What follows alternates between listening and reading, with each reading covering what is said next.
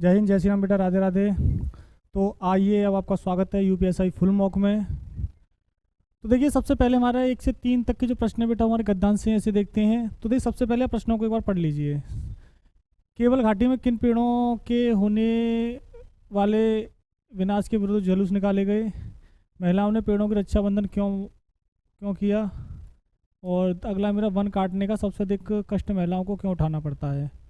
तो ये हमारा प्रश्न। तो अब देखिए, रक्षाबंधन क्यों बांधा, महिलाओं को कष्ट का वनों काटने से क्यों उठाना पड़ता है, और पहला ही प्रश्न था मेरा कि जो है, पहला प्रश्न और है मेरा, दिमाग में रखिए। पहला प्रश्न हमारा कि जो नहीं केवल घाटी में जो जुलूस निकाले गए वो किसके विरुद्ध थे? तो ये पढ़िए अब। केवल घाटी में के गाँव वासियों ने चीड़ के पेड़ों के हो रहे विनाश। देखिए, ये तो पहला तो यही हो रहा, चीड़ के पेड़ों के हो रहे विनाश। यहाँ से मिल गया मुझे, उम्मीद है एक प्रश्न। तो किन पेड़ों के बारे में बात चर्चा ये हो रही है? देखिए, चीड़ के पेड़ों की शुरुआत में ये कर दी। तो देखिए, हो रहे विनाश किसके? चीड़ के पेड़। तो पहला तो आंसर देखो मैं यहीं से मिल गया, कितना सरल है। मुझे लगता है कि कभी कभी क्या होता है, पूरा पैराग्राफ हमें पढ़ना भी नहीं पड़ता है। हो रहे विनाश के विरुद्ध जुलूस निकाले, घास चारा लाने जा रही महिलाओं ने इन पेड़ों को लीसा ये टपकने के लिए गाड़े गए लोहे निकाल दिए और उसके स्थान पर मिट्टी की मरहम पट्टी खरीदी। महिलाओं ने पेड़ों को रक्षाबंधन बांधे, रक्षाबंधन भी किया। आरंभ से ही लगा के वृक्ष बचाने में महिलाएं आगे आएंगी। वन काटने का सबसे अधिक कष्ट उन्हीं को उठाना पड़ता है, क्योंकि घास चारा लाने के लिए उन्हें दूर तक जाना पड़ता है। कठिन स्थानों से घास एकत्रित करने में कई बार उन्हें बहुत चोट लग जाती है। वैसे भी पहाड़ी रास्तों पर घास चारे का बोझ लाने से 5-10 किलोमीटर या उससे भी ज़्यादा चलना मुश्किल। लेकिन यहाँ से ये पूरा हमारे बचानों के लिए आएंगे। वन काटने से सबसे अधिक कष्ट महिलाओं को उठाना पड़ता है। तो यहाँ से देखिए, एक प्रश्न हमें उम्मीद है कि इन लाइन से हमें पंक्तियों से आपको मिल रहा है। तो जैसे कि यहाँ देखिए क्या है,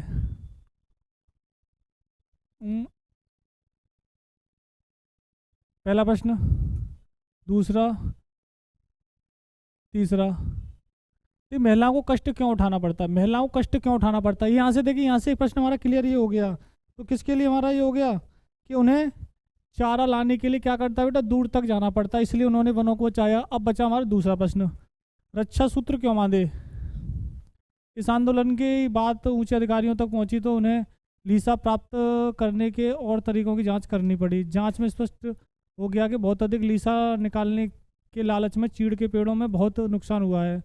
इस अनुचित तरीके पर रोक लगी। चीड़ के घायल पेड़ों को आराम मिला, एक नया जीवन मिला। तभी खबर मिली कि इस इलाके में बहुत से पेड़ों की कटाई के लिए नीलाम किया जा रहा है। लोगों ने पहले तो अधिकारियों को ज्ञापन दिया, जहां पहले से ही घास चारे का संकट है वहाँ व्यापारिक कटान न किया जाए। जब अधिकारियों ने गाँव वासियों की मांग पर ध्यान न देते हुए नरेंद्र नगर में नीलामी की घोषणा कर दी, तो गाँववासी जुलूस बनाकर नीलामी का विरोध करने पहुंच गए।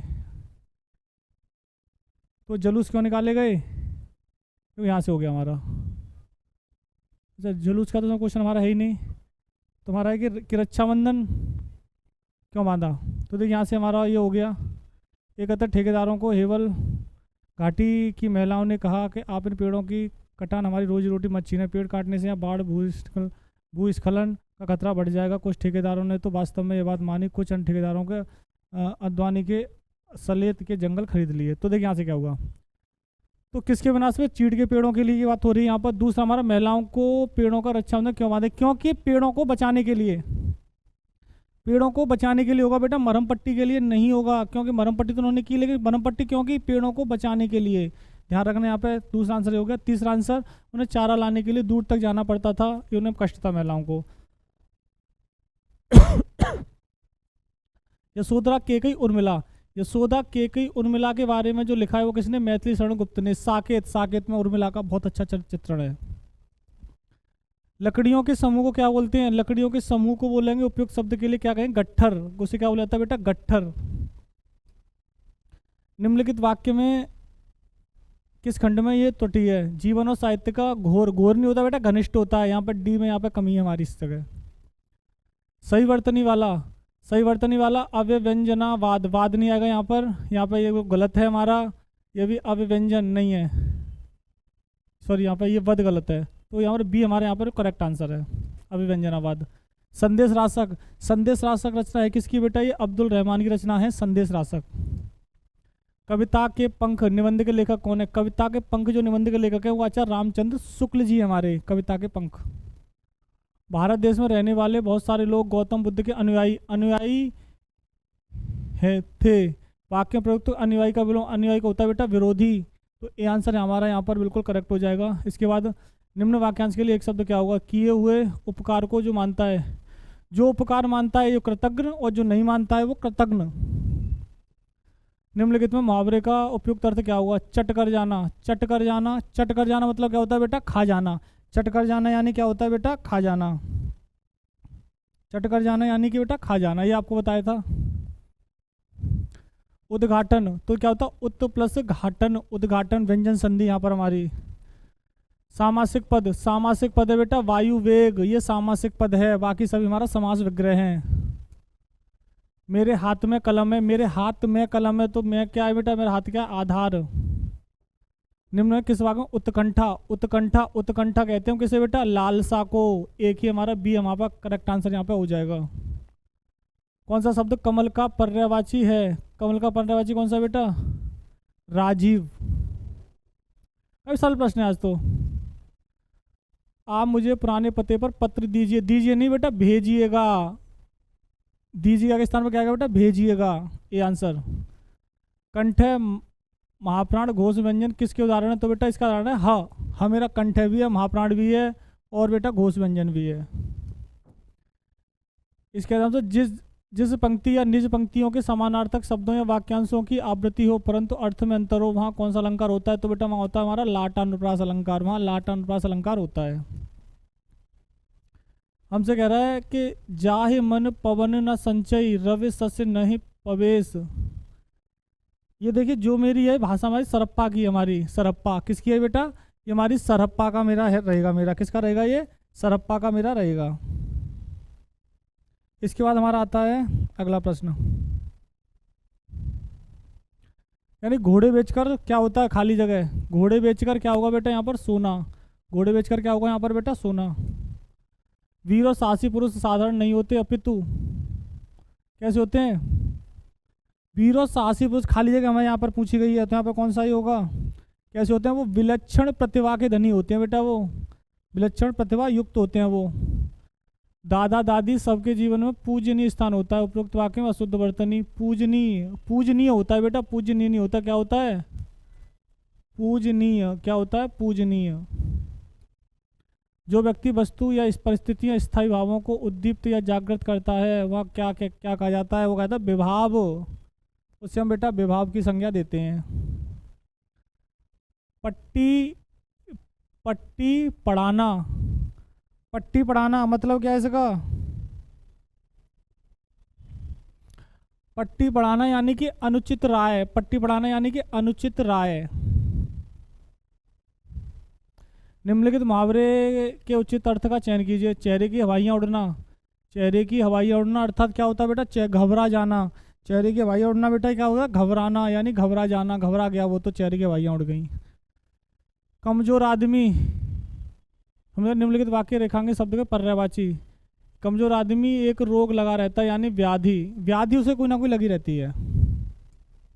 जिसके वचन द्वारा व्यक्त न किया जा सके, वाक्यांश के लिए एक शब्द। वचन के द्वारा तो अनिर्वचनीय।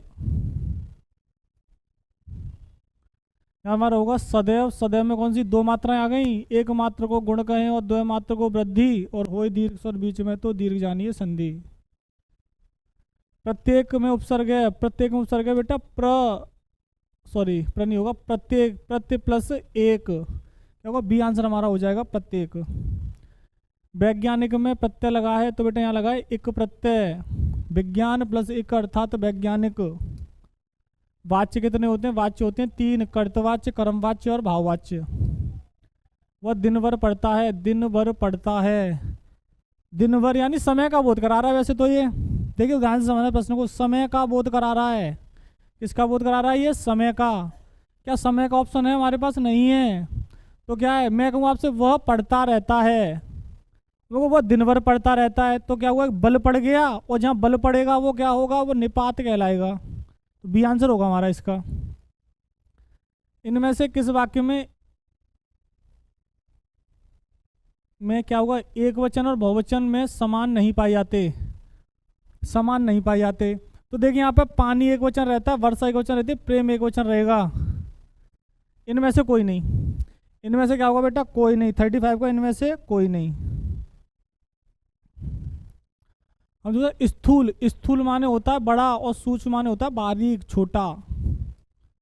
तो अगला क्वेश्चन है हमारा, जिसका अनुभव किया गया हो के लिए एक शब्द क्या होगा। तो बेटा इसका मेरा सही आंसर होगा बेटा डी, यानी कि अनुभूत। इसका हमारे यहाँ पर इसका सही उत्तर रहेगा। मैं आपके विचार से असंतत हूँ, इस वाक्य में किस प्रकार का क्रिया विशेषण है।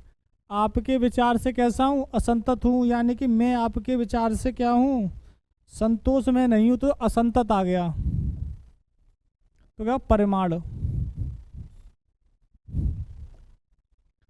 बुढ़िया धीरे धीरे चबा रही है, धीरे धीरे चबा रही है, वाक्य में धीरे धीरे किस प्रकार का, धीरे धीरे रीतिवाचक है बेटा। ये धीरे धीरे क्या है हमारा यहाँ पर, ये धीरे धीरे क्या हमारा रीतिवाचक है, धीरे धीरे रीतिवाचक। इसके बाद देखिए बढ़ते हैं आगे, हमारा लास्ट प्रश्न आपका, सभा में 50 लोग हैं, 50 आगे तो क्या होगा, अनिश्चित संख्या वाचक।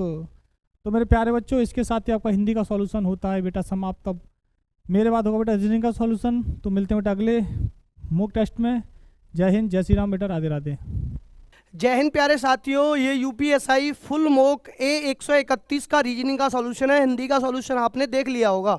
हिंदी के सॉल्यूशन के बाद ये रीजनिंग का सॉल्यूशन है। ज़्यादा देरी ना करते हुए हम डायरेक्ट प्रश्नों की तरफ ही आते हैं। प्रश्न ये रहा सबसे पहला, ये कह रहा है अब से 3 वर्ष बाद एस की उम्र क्या होगी। डेटा सफिशिएंसी का क्वेश्चन है। ये कह रहा है एम की वर्तमान आयु 25 वर्ष है। आप मुझे बताओ एम की वर्तमान आयु से 3 वर्ष बाद एस की उम्र का पता चल पा रहा है। केवल पहले स्टेटमेंट से मैं आंसर दे पा रहा हूं सर, केवल पहले वाले से ये पता चल रहा है कि एम की वर्तमान आयु 25 वर्ष है। अच्छा केवल दूसरे से देखो, केवल दूसरे से एस एम से 10 वर्ष छोटा है, तो 3 वर्ष बाद एस की उम्र पता चल पा रही है, केवल दूसरे से नहीं पता चल पा रही। तो लेकिन हमने ये दोनों स्टेटमेंट को अगर जोड़ा, पहले वाले को भी और दूसरे वाले को भी, पहले वाले में बोल रहा था एम की वर्तमान आयु 25 वर्ष है और दूसरे में एस एम से 10 वर्ष छोटा है, तो एस की वर्तमान उम्र कितनी हो जाएगी, 15। एस की वर्तमान उम्र कितनी हो जाएगी, 15। लेकिन ये कह रहा था अब से 3 वर्ष बाद एस की उम्र 15 और 3 मिला के कितनी हो जाएगी, 18। तो मैं कब आंसर दे पाया सर, पहले और दूसरे दोनों कथनों को मिलाकर। तो आंसर हो जाएगा कथन फर्स्ट और सेकंड एक साथ पर्याप्त हैं प्रश्न का उत्तर देने के लिए। क्या भारत को प्रत्यक्ष विदेशी निवेश को प्रोत्साहित करना चाहिए। दूसरा क्या क्वेश्चन है सर, दूसरा है क्या भारत को प्रत्यक्ष विदेशी निवेश को प्रोत्साहित करना चाहिए। सबसे पहला कथन ये है, आर्गुमेंट है हाँ भाई हाँ। मैंने कहा था हाँ और ना से कोई फर्क नहीं पड़ेगा, बस तुम्हें हाँ के साथ लॉजिक समझना है और ना के साथ लॉजिक समझना है। पहला है हाँ भाई हाँ, भारत को अपने आर्थिक विकास के लिए पूंजी की जरूरत है। दूसरा कह रहा है नहीं, बहुराष्ट्रीय निगम भारतीय बाजारों पर अपनी इच्छा थोपते हैं। तो देखो पहला आर्गुमेंट बिल्कुल सही है, ये कह रहा है हाँ भारत को अपने आर्थिक विकास के लिए पूंजी की जरूरत है, ये बात बिल्कुल सही है। दूसरा आर्गुमेंट हमारा सही नहीं है। इस प्रश्न का परफेक्ट आंसर क्या टिक कर दूंगा, केवल और केवल तर्क फर्स्ट मजबूत है, केवल और केवल तर्क फर्स्ट मजबूत है। चलिए अगले प्रश्न पर आ जाइए। अगला फिर दोबारा स्टेटमेंट आर्गुमेंट का, ये कह रहा है केंद्र सरकार को भारत में फांसी की सजा को समाप्त कर देनी चाहिए। केंद्र सरकार को भारत में फांसी की सजा को समाप्त कर देनी चाहिए। ये कह रहा तर्क पहला हाँ भाई हाँ, हमेशा के लिए मौत की सजा को हटा दो। नहीं, हमेशा के लिए मौत की, ये कह रहा है केंद्र सरकार को भारत में फांसी की सजा समाप्त कर देनी चाहिए। तर्क पहला है हमेशा के लिए मौत की सजा हटाए जाने से पूर्व नियोजित जघन्य अपराध के दोषियों में इस तरह के अपराधों में बार बार लिप्त होने का साहस बढ़ेगा। बिल्कुल सही बात है। अगर आप फांसी की सजा हटा रहे हो तो जघन्य अपराध करने वाले जो दोषी हैं उनका बार बार लिप्त होना स्टार्ट हो जाएगा, क्योंकि उन्हें पता है सजा नहीं मिलेगी फांसी की, और उनका साहस बढ़ेगा। इसीलिए मौत की सजा को पूरी तरह से हटाने के बजाय उसे चयनात्मक और विशेष परिस्थिति में इस्तेमाल मामला ज्यादा मजबूत होना चाहिए। बिल्कुल सही बात है। अगर उसने ज्यादा जघन्य अपराध किया उसे फांसी की सजा दो। अगर मान के चलो उसने किसी ने कोई कम अपराध किया है तो जरूरी नहीं है कि उसे फांसी की सजा दो, फिर उसे फांसी की सजा मत दो। तो मैंने देखा ये पहला वाला सही है। दूसरा कह रहा है मौत की सजा खुद ही राज्य द्वारा अपने आप में एक जीवन के लिए जाने के बराबर है, जीवन के लिए जाने के बराबर है, जो एक जघन्य अपराध माना जाता है। बिल्कुल गलत है। अगर अपराध करेगा तो उसे मौत की सजा मिलेगी, इसमें कोई दिक्कत नहीं है। तो इसका भी कौन सा तर्क मजबूत है सर? केवल और केवल तर्क फर्स्ट इसका भी मजबूत है। चलिए अगले प्रश्न की तरफ बढ़ते हैं। अगला प्रश्न आपके सामने ये रहा, ठीक है। अगले प्रश्न की तरफ बढ़ते हैं। आगे का प्रश्न है, इनपुट है 564, 567, 123, 408, 190, 928। अब इनपुट में लास्ट में मैंने इनपुट देखा और स्टेप लास्ट वाला देखा। तो स्टेप चौथे में 928, 576, सॉरी 567, 514, 564, 408, 190, 123, यानी इनपुट घटते हुए क्रम में लगाया गया है। तो ये पूछ रहा है, बताओ इनपुट ये रहा और इस इनपुट के लिए ये पूछ रहा है ये कौन सा चरण है, ये वाला कौन सा चरण है इनपुट का। इनपुट तो ये है, इस इनपुट का ये कौन सा चरण है ये बताना है। तो आप डायरेक्ट सॉल्व कर लो। देखो कैसे डायरेक्ट सॉल्व करोगे। तो पहले क्या काम किया, पहले उसने सबसे बड़ा नंबर उठाया होगा। तो सबसे बड़ा नंबर 987 है, फिर 312, 546, 345, 342, 326। सर दूसरे स्टेटमेंट में मतलब दूसरे इनपुट में सर 540 को उठाया होगा। तो पहले ये रहा, दूसरा ये रहा, फिर उसके बाद 312, 345, 342, 326, और तीसरे में क्या उठाया होगा 345, 345। तो पहले 987, 540, 345, 345 के बाद 312। तो ये कौन सा इनपुट है, ये वाला सर, ये स्टेप थर्ड लिखा हुआ है। इस इनपुट का स्टेप थर्ड ऊपर लिखा हुआ है। ये कह रहा बताओ इसे कंप्लीट करने में कितने इनपुट की आवश्यकता होगी। सर पहला तो ये रहा 987 को लिख दो, दूसरा 540 को, तीसरा 345 को। अब 345 के बाद चौथा क्या आ जाएगा सर, पहला आ जाएगा 987, 540, 345, 312। तो चौथे वाले में 342 को आगे ले लो, 342 हो गया। फिर 342 के बाद चौथे के बाद पांचवें वाले में ये आ जाएगा, और जैसे ये आएगा तो पांचवें बाद की ये वाला 312 ऑटो फिल हो जाएगा। तो मुझे कितने इनपुट की कितने स्टेप की जरूरत है सर? मुझे 5 स्टेप की जरूरत पड़ेगी। कितने स्टेप की जरूरत पड़ेगी सर? मुझे 5 स्टेप की जरूरत पड़ेगी। कितने स्टेप की जरूरत पड़ेगी? 5 स्टेप की जरूरत पड़ेगी। अगला प्रश्न ये रहा, CAPTURES का कोड दे रखा है 24, 1, 11, देन उसके बाद 12। अच्छा ठीक है, तो यहां से क्या पता चल रहा है 24, 1, 11, 11 के बाद 20 दे रखा है, ठीक है। तो एक बार तो अपोजिट की प्लेस वैल्यू, एक बार डायरेक्ट सेम। तो अपोजिट, पहले अपोजिट का लिखो, ई का अपोजिट V यानी 22 पर, और डायरेक्ट फिर सेम। अपोजिट में लिख रहा हूं, अपोजिट अपोजिट में लिख रहा हूं, नीचे जो लिखे हुए हैं उनका अपोजिट, और बाकी का सेम। D तो 4 पे है। अपोजिट U का अपोजिट क्या है F, तो 22, 4, 6। C का सेम। सर A का अपोजिट 26, T सेम। तो ऐसा ऑप्शन ढूंढो 22, 40, 32, 620, 22, 40, 32, 620, 22, 40, 32, 22, 40, 32, 620, 32, 260 लिख रहा है, हटा दो। 22, 40, 32, 620 ये है 22, 40, 32, 620, यहाँ तक तो सब सेम है, ठीक है। 620। अब 15 का अपोजिट L 12 पे, सर यहाँ भी 12, यहाँ भी 12। अब R क्या होता है 18 पे, R 18 पे है तो ये 12 आएगा। 20 के बाद तो उधर 12 नहीं है।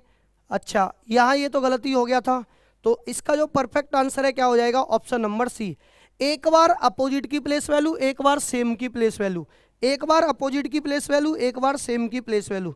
बात क्लियर है? क्लियर है तो अगले प्रश्न पर आ जाओ। MANAGE, मैंने लिखा MANAGE का कोड दे रखा है HJDQDP। सर बनाओ। देन उसके बाद उसने पूछा है LATTER का कोड क्या होगा, LATTER का कोड क्या होगा। अब आप देखो सर H था 13 था और ये J सर 10 पे है। सर किससे कैसे बन पा रहा है ये? तो 13, 3, 16 और 5, 3, 8, 7, 3, 10, 1, 3, 4, 14 और 3, 17, 1, 3, 4, 3, 3 बढ़ रहा है सर पेयर में, तो आप भी बढ़ा दो। 18, 3, 21, 5, 3, 8 US से ही सब कुछ हो रहा है, और लास्ट में 12, 3, 15 लास्ट में O आएगा, तो O भी है सर। 18, 5, अच्छा 20, 3, 23 WW, तो ऐसा ये हटा दिया, ये हटा दिया USWW। सर आगे A 1, 3, 4 D आएगा, तो UHWWDO, तो ये भी हटा दो। इसका जो परफेक्ट आंसर है, आंसर क्या हो जाएगा? आंसर हो जाएगा आंसर ऑप्शन डी। क्या आंसर हो जाएगा? Answer option D. बात क्लियर है? अब ये कह रहा शतुर्मुर्ग कौन है? सर पक्षी है, तो कुर्सी क्या है? सर कुर्सी है फर्नीचर। ये कह रहा दिन, सप्ताह और माह, सर माह किस में होगा? सर आप देखो, दिन जो है, दिन किसके अंदर आ जाएगा? सप्ताह की इकाई है। सर माह किसके अंदर आ जाएगा? सर महीना किसके अंदर आ जाएगा? वर्ष के अंदर आ जाएगा। आंसर हो जाएगा ऑप्शन नंबर डी। आंसर क्या हो जाएगा? Option number D. सर ये कह रहा है FJN, तो लास्ट वाला चेक करो, 10 4 14, 13 4 17, 18 और 4 22 और 19 और 3 मिलके कितने हो जाते हैं? 22। यहाँ 5 बढ़ रहा है, तो यही डिफरेंट है। तो डिफरेंट क्या हो जाएगा सर? OSX। डिफरेंट क्या हो जाएगा? OSX।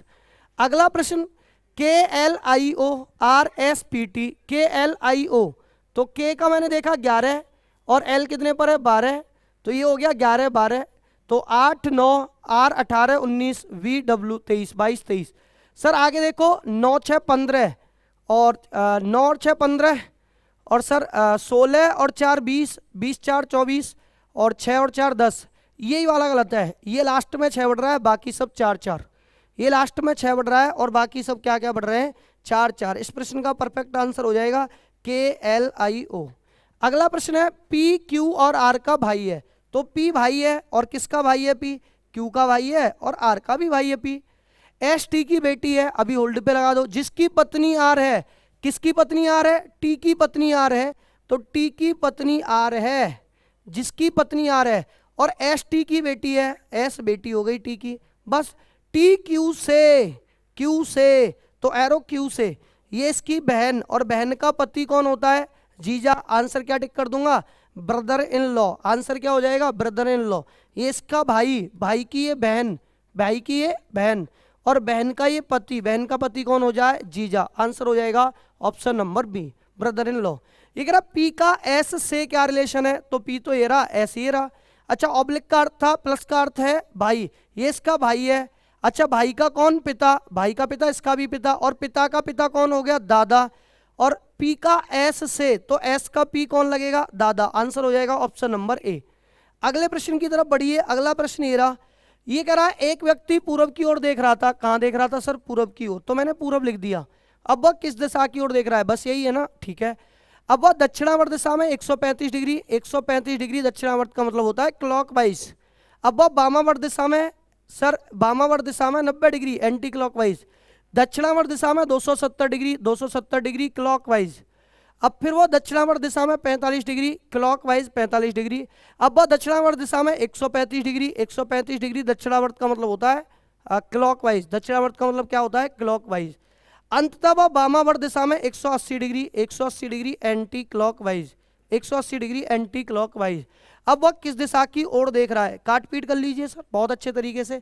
तो क्लॉकवाइज, क्लॉकवाइज को ऐड कर दो, एंटी क्लॉकवाइज, एंटी क्लॉकवाइज को ऐड कर दो। तो आपने देखा, काट पीट भी कर लो डायरेक्ट। 135 क्लॉकवाइज और 135 क्लॉकवाइज, ये तो दोनों सेम है।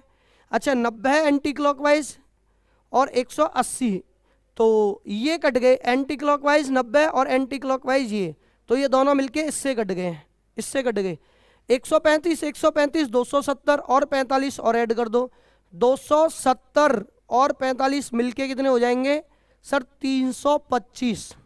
कितने हो जाएंगे? 325। अब पूर्व से 325 डिग्री जाना है। 325 कैसे जाएंगे सर? पूर्व तो ये रहा, 90 और 90 180 यहाँ आया, और फिर 90 270, 270 और 45 मिलके कहाँ पहुँच जाएगा सर? व्यक्ति पहुँच जाएगा उत्तर पूर्व में। कहाँ पहुँच जाएगा व्यक्ति?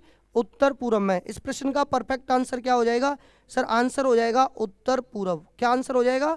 उत्तर पूर्व। चलिए अगले प्रश्न की तरफ बढ़ते हैं। अगला प्रश्न आपके सामने ये रहा, उमेश उत्तर दिशा में 12। सर उत्तर में कितना गया सर? उत्तर में गया उमेश 12। फिर वह दाएं मुड़ा, दाएं मुड़ने का मतलब 90 डिग्री क्लॉकवाइज। अब वह घड़ी के विपरीत दिशा में 192 गया। 192 कहाँ गया? घड़ी के विपरीत दिशा, एंटी क्लॉकवाइज। आगे वह फिर से वामावर्त दिशा में 340 डिग्री गया। 340 डिग्री वामावर्त का मतलब होता है एंटी क्लॉकवाइज, वामावर्त का मतलब होता है एंटी। अंत में वह घड़ी की दिशा में 492 डिग्री, 492 डिग्री घड़ी की दिशा, घड़ी की दिशा का मतलब क्लॉकवाइज। अब काट पीट कर लो, दोनों को ऐड कर दो, इन दोनों को। तो आप बोलोगे सर ये तो 2 हो गए, 9 और 4 13, 3 और 1 4 मिलके 5, 532। अच्छा ये कितना हो जाएगा सर? 2, 9 और 9 मिलके 18, 4 और 1 मिलके 5, 582। तो 2 में से 2 गया तो 0, 8 में से 3 गया तो 5। 50 डिग्री चलना है उत्तर से, और जैसे ही आप 50 डिग्री चलोगे उत्तर से 50 डिग्री वैल्यू ज़्यादा किसकी बचेगी सर? क्लॉकवाइज की। और उत्तर से 50 डिग्री क्लॉकवाइज जाओगे तो कहाँ पहुँच जाओगे सर? उत्तर पूर्व में पहुँच जाओगे। कहाँ पहुँच जाओगे? उत्तर पूर्व में। बात क्लियर है? चलिए आगे का प्रश्न।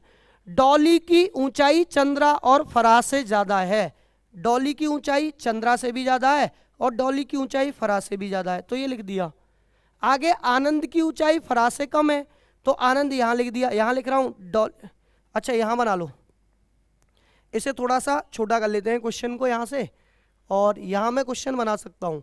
तो मैंने लिखा डॉली, ये रहा, डॉली की ऊंचाई चंद्रा और फराह से ज़्यादा है। चंद्रा से भी ज़्यादा है और डॉली की ऊंचाई फराह से भी ज़्यादा है। आनंद की ऊंचाई फराह से कम है, फराह से कम हो गई आनंद की ऊंचाई। चंद्रा की ऊंचाई आनंद से अधिक है, तो आनंद से अधिक किसकी ऊंचाई है? चंद्रा की, ये लिख दिया। चंद्रा की ऊंचाई आनंद से अधिक है। डॉली की ऊंचाई भरत से कम है, तो भरत डॉली से भी ऊपर आ गया।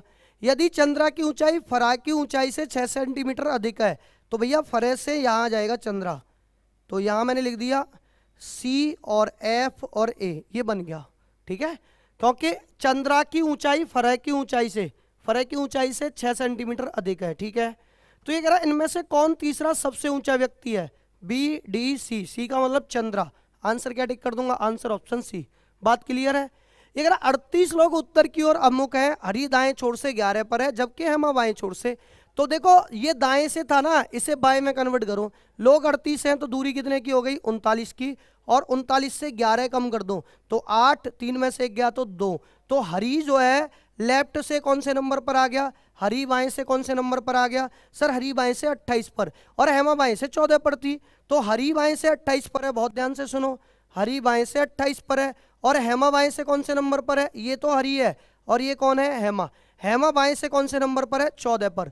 हरी और हेमा के बीच सर, दोनों के बीच में अंतर 14 का, अगर 14 की दूरी है तो व्यक्ति कितने बैठे होंगे सर? 13। आंसर हो जाएगा ऑप्शन नंबर ए। अगला प्रश्न 120, 110, 101, 93, 86। तो यहाँ कितना कम हो रहा है सर? 10। यहाँ कितना कम हो रहा है सर? 9। यहाँ कितना कम हो रहा है सर? 8। यहाँ कितना कम हो रहा है सर? 7। और यहाँ कितना कम हो जाएगा सर? 6। और जैसे ही आप 6 कम कर दोगे तो आंसर कितना आ जाएगा? आंसर आ जाएगा सर 80।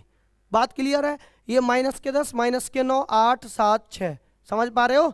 तो आंसर हो जाएगा 80। इस प्रश्न का परफेक्ट क्या आंसर हो जाएगा सर? आंसर हो जाएगा 80। बात क्लियर है? चलिए अगले प्रश्न की तरफ आ जाइए। 4, 6, 6, 10, 8, 14, 10, 18, क्वेश्चन मार्क 22। तो देखो 4 से 2 बड़ा 6, 6 से 2 बड़ा 8, 8 से 2 10, 10 से 2 12, डायरेक्ट आंसर आ गया। Answer option number B. इतना ही करके निकल जाओ। 6 से 10 4 बड़ा 4, 4, 4, बाकी 4 बड़ा। ठीक है, अगला प्रश्न ये रहा, ये है फिगर सीरीज का। और फिगर सीरीज में हमें क्या देखना होता है सर? हमें ये देखना होता है कि लास्ट में क्या बन पा रहा है, लास्ट में क्या बन रहा है। ये मैंने पिक्चर देखी PSDLO, तो मैंने देखा यहाँ मिड में क्या है? L, यहाँ मिड में क्या है? O, यहाँ D और यहाँ L। तो मैंने देखा यहाँ मिड में D कहाँ से आया? मिड वाला ही उठ के आ गया। यहाँ P कैसे आया है? सेकंड से उठ के आया है P, तीसरे वाले में। तो यहाँ P था, अच्छा यहाँ मिड में P था, तो P के बाद यहाँ क्या आया है? L, तो यहाँ सेकंड से उठ के आया है, पीछे से सेकंड से उठ के आया है। पहले वाले में क्या था? सेम आया था, मिड से मिड। दूसरे वाले में क्या हुआ है? दूसरे वाले में हुआ है सेकंड से उठ के आया है। अच्छा तीसरे वाले में L क्या हुआ है?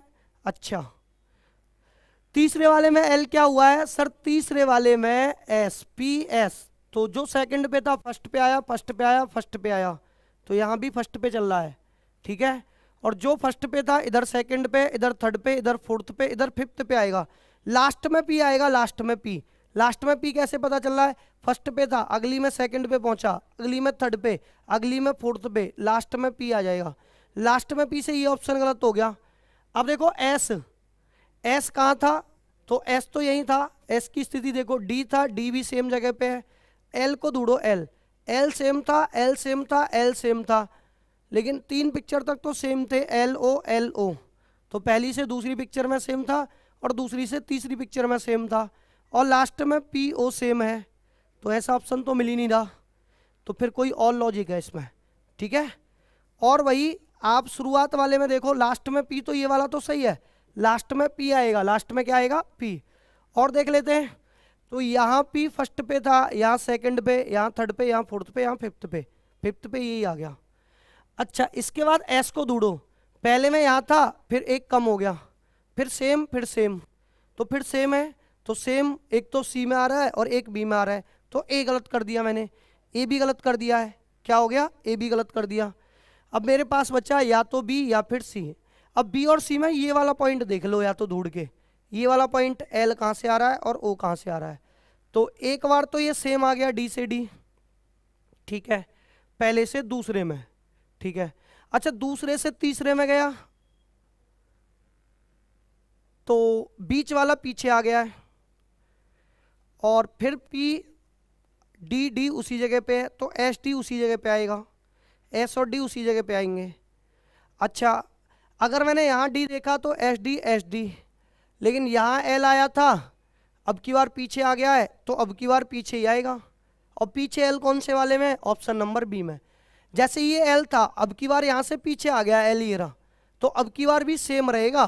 अब ये तो आगे निकल गया एल, आगे नहीं आएगा, तो इसका जो परफेक्ट आंसर है वो क्या हो जाएगा, आंसर हो जाएगा ऑप्शन नंबर बी। क्या आंसर हो जाएगा, आंसर हो जाएगा S D L O P. अगले प्रश्न पर आ जाइए। ये कह रहा पिक्चर में कुल कितने वर्ग हैं, वर्ग बताने हैं। इस पिक्चर में कुल कितने वर्ग हैं, हमें पता है सर इस कंप्लीट पिक्चर में कितने वर्ग होते हैं सर, 5, तो 5 10 15, 15 के बाद सर इस कंप्लीट पिक्चर में कितने हो गए, 15 और 5 मिलके 20, या फिर ऐसे कर लो 5 10 15 और एक अभी ये छोटा वाला, तो 15 और एक मिलके हो गए 16, 16 और 5 मिलके कितने हो गए 21, 16 और 5 मिलके कितने हो गए 21, 21 के बाद 22 और एक 23 और एक 24, 24 के बाद इन दोनों को मिलाने पर और बना एक, तो 24 और एक मिलके हो गए 25। इस प्रश्न का परफेक्ट आंसर क्या हो जाएगा 25।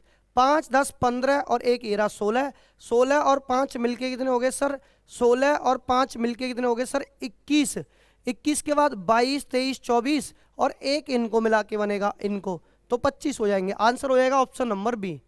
ये कह रहा कुछ पुस्तकें मेजें हैं, सभी मेजें कुर्सियां हैं। सबसे पहले निष्कर्ष, सभी पुस्तकें कुर्सियां हैं, पुस्तकों की वैल्यू कितनी थी 50, गलत है। दूसरा, कुछ पुस्तक कुर्सियां हैं, पुस्तक कुर्सी मेज दोनों में कॉमन, ये बन पा रहा है। दूसरा, कुछ मेजें पुस्तकें, मेजें पुस्तकें पहले वाले से बन रहा है। सभी कुर्सियां, कुर्सियों की वैल्यू 50 थी, ये गलत है। तो सेकंड और थर्ड सही है, सेकंड और थर्ड के मतलब बी आंसर सही है। आगे कुछ पुरुष नदियां हैं, तो पुरुष एरा नदियां एरा सर, और क्या है सर, पशु को बीच में अगर मैं ले आऊं तो पशु पशु कॉमन, वृक्ष वृक्ष, तो कुछ पुरुष नदियां हैं, सही है। सभी नदियां, नदियों की वैल्यू तो 50 थी, गलत है। दूसरा, सभी नदियां पुरुष हैं, नदियों की वैल्यू 50 थी, गलत है। सभी पुरुष, पुरुष की भी वैल्यू गलत है। तो आंसर क्या हो जाएगा, आंसर हो जाएगा ऑप्शन नंबर बी। केवल और केवल निष्कर्ष फर्स्ट अनुसरण करता है, केवल और केवल निष्कर्ष फर्स्ट अनुसरण करता है। चलिए अगले प्रश्न पर आया। ये कह रहा दी गई आकृति में कुल कितने त्रिभुज हैं, तो काउंट कर लो सर, 3 तो ये रहे त्रिभुज और 3 ये रहे, 3 और 3 मिलके 6, और 3 ये रहे, 6 और 3 मिलके 9, 9 के बाद 3 ये रहे, 9 और 3 मिलके कितने हो गए 12, 9 और 3 मिलके कितने हो गए सर 12, 12 के बाद एक ये रहा अलग से 13, और एक अलग से ये रहा 13 और एक मिलके 14, 14 के अलावा और कोई बन रहा है क्या, और कोई त्रिभुज बन रहा है क्या, ये देखो और कोई त्रिभुज बन रहा है क्या, देखो 3 तो ये रहे और 3 ये रहे 6, 6 के बाद 3 यहाँ बन पाएंगे, 6 और 3 मिलके कितने हो गए 9, 9 के बाद 3 यहाँ बन पा रहे हैं, 9 और 3 मिलके कितने हो गए 12, 12 के बाद एक ये बन पा रहा है 13, और एक ये बन पा रहा है 14, 14 के अलावा और कहीं कोई त्रिभुज बन रहा है क्या सर, और कहीं कोई भी त्रिभुज नहीं बन रहा, ये 3 में इंक्लूड है, ठीक है, और कहीं कोई त्रिभुज नहीं बन रहा, और इस प्रश्न का परफेक्ट आंसर हो जाएगा 14 त्रिभुज। अभी कह रहा है ए प्लस को रिप्रेजेंट कर रहा है और डी भागित को, पहले ब्रैकेट को सॉल्व करो, तो डी भागित, यहाँ डी भागित, भागित कर लो, भागित, डी का मतलब भागित और डी का मतलब भागित, 11 से कितनी बार 99, और 13 से कितनी बार 13 7 91, ठीक है, तो ये हो गया 7।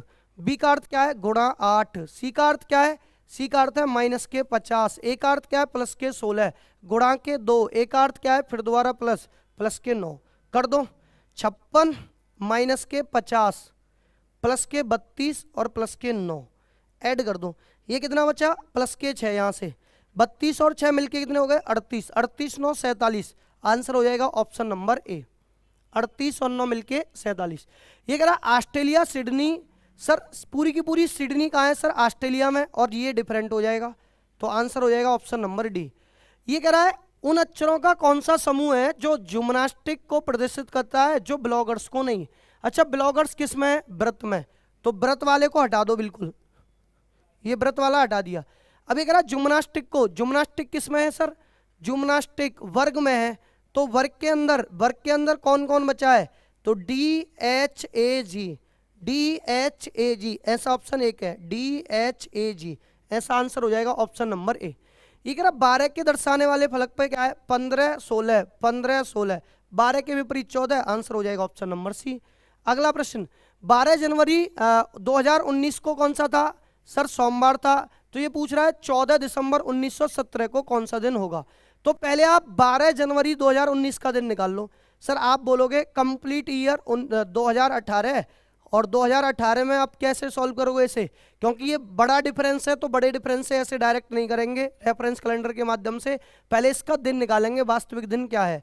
तो कंप्लीट ईयर 2018, 2000 में 0, 18 में 18, 18 में लीप कितनी आई सर 4 आई, एंट्री कर दो जनवरी में 12, सर 12 और 4 मिलके 16, 16 और 18 मिलके कितने हो जाएंगे सर 34, 7 से डिवाइड करूंगा तो सर कितना बचेगा 6, 7 चौके 28, 28 से 34, 6 का मतलब क्या बनेगा शनिवार, लेकिन यहाँ तो सोमवार था, 2 दिन बढ़ रहे हैं।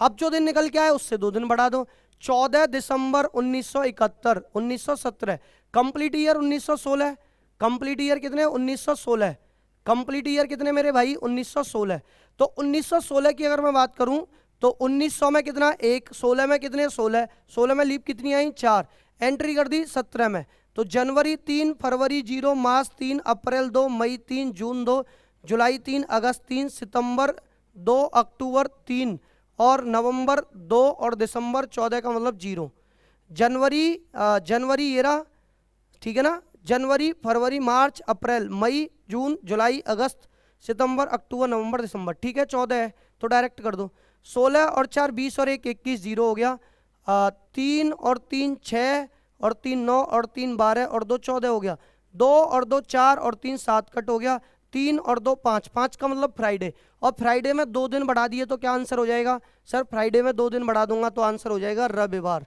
क्या आंसर हो जाएगा रविवार।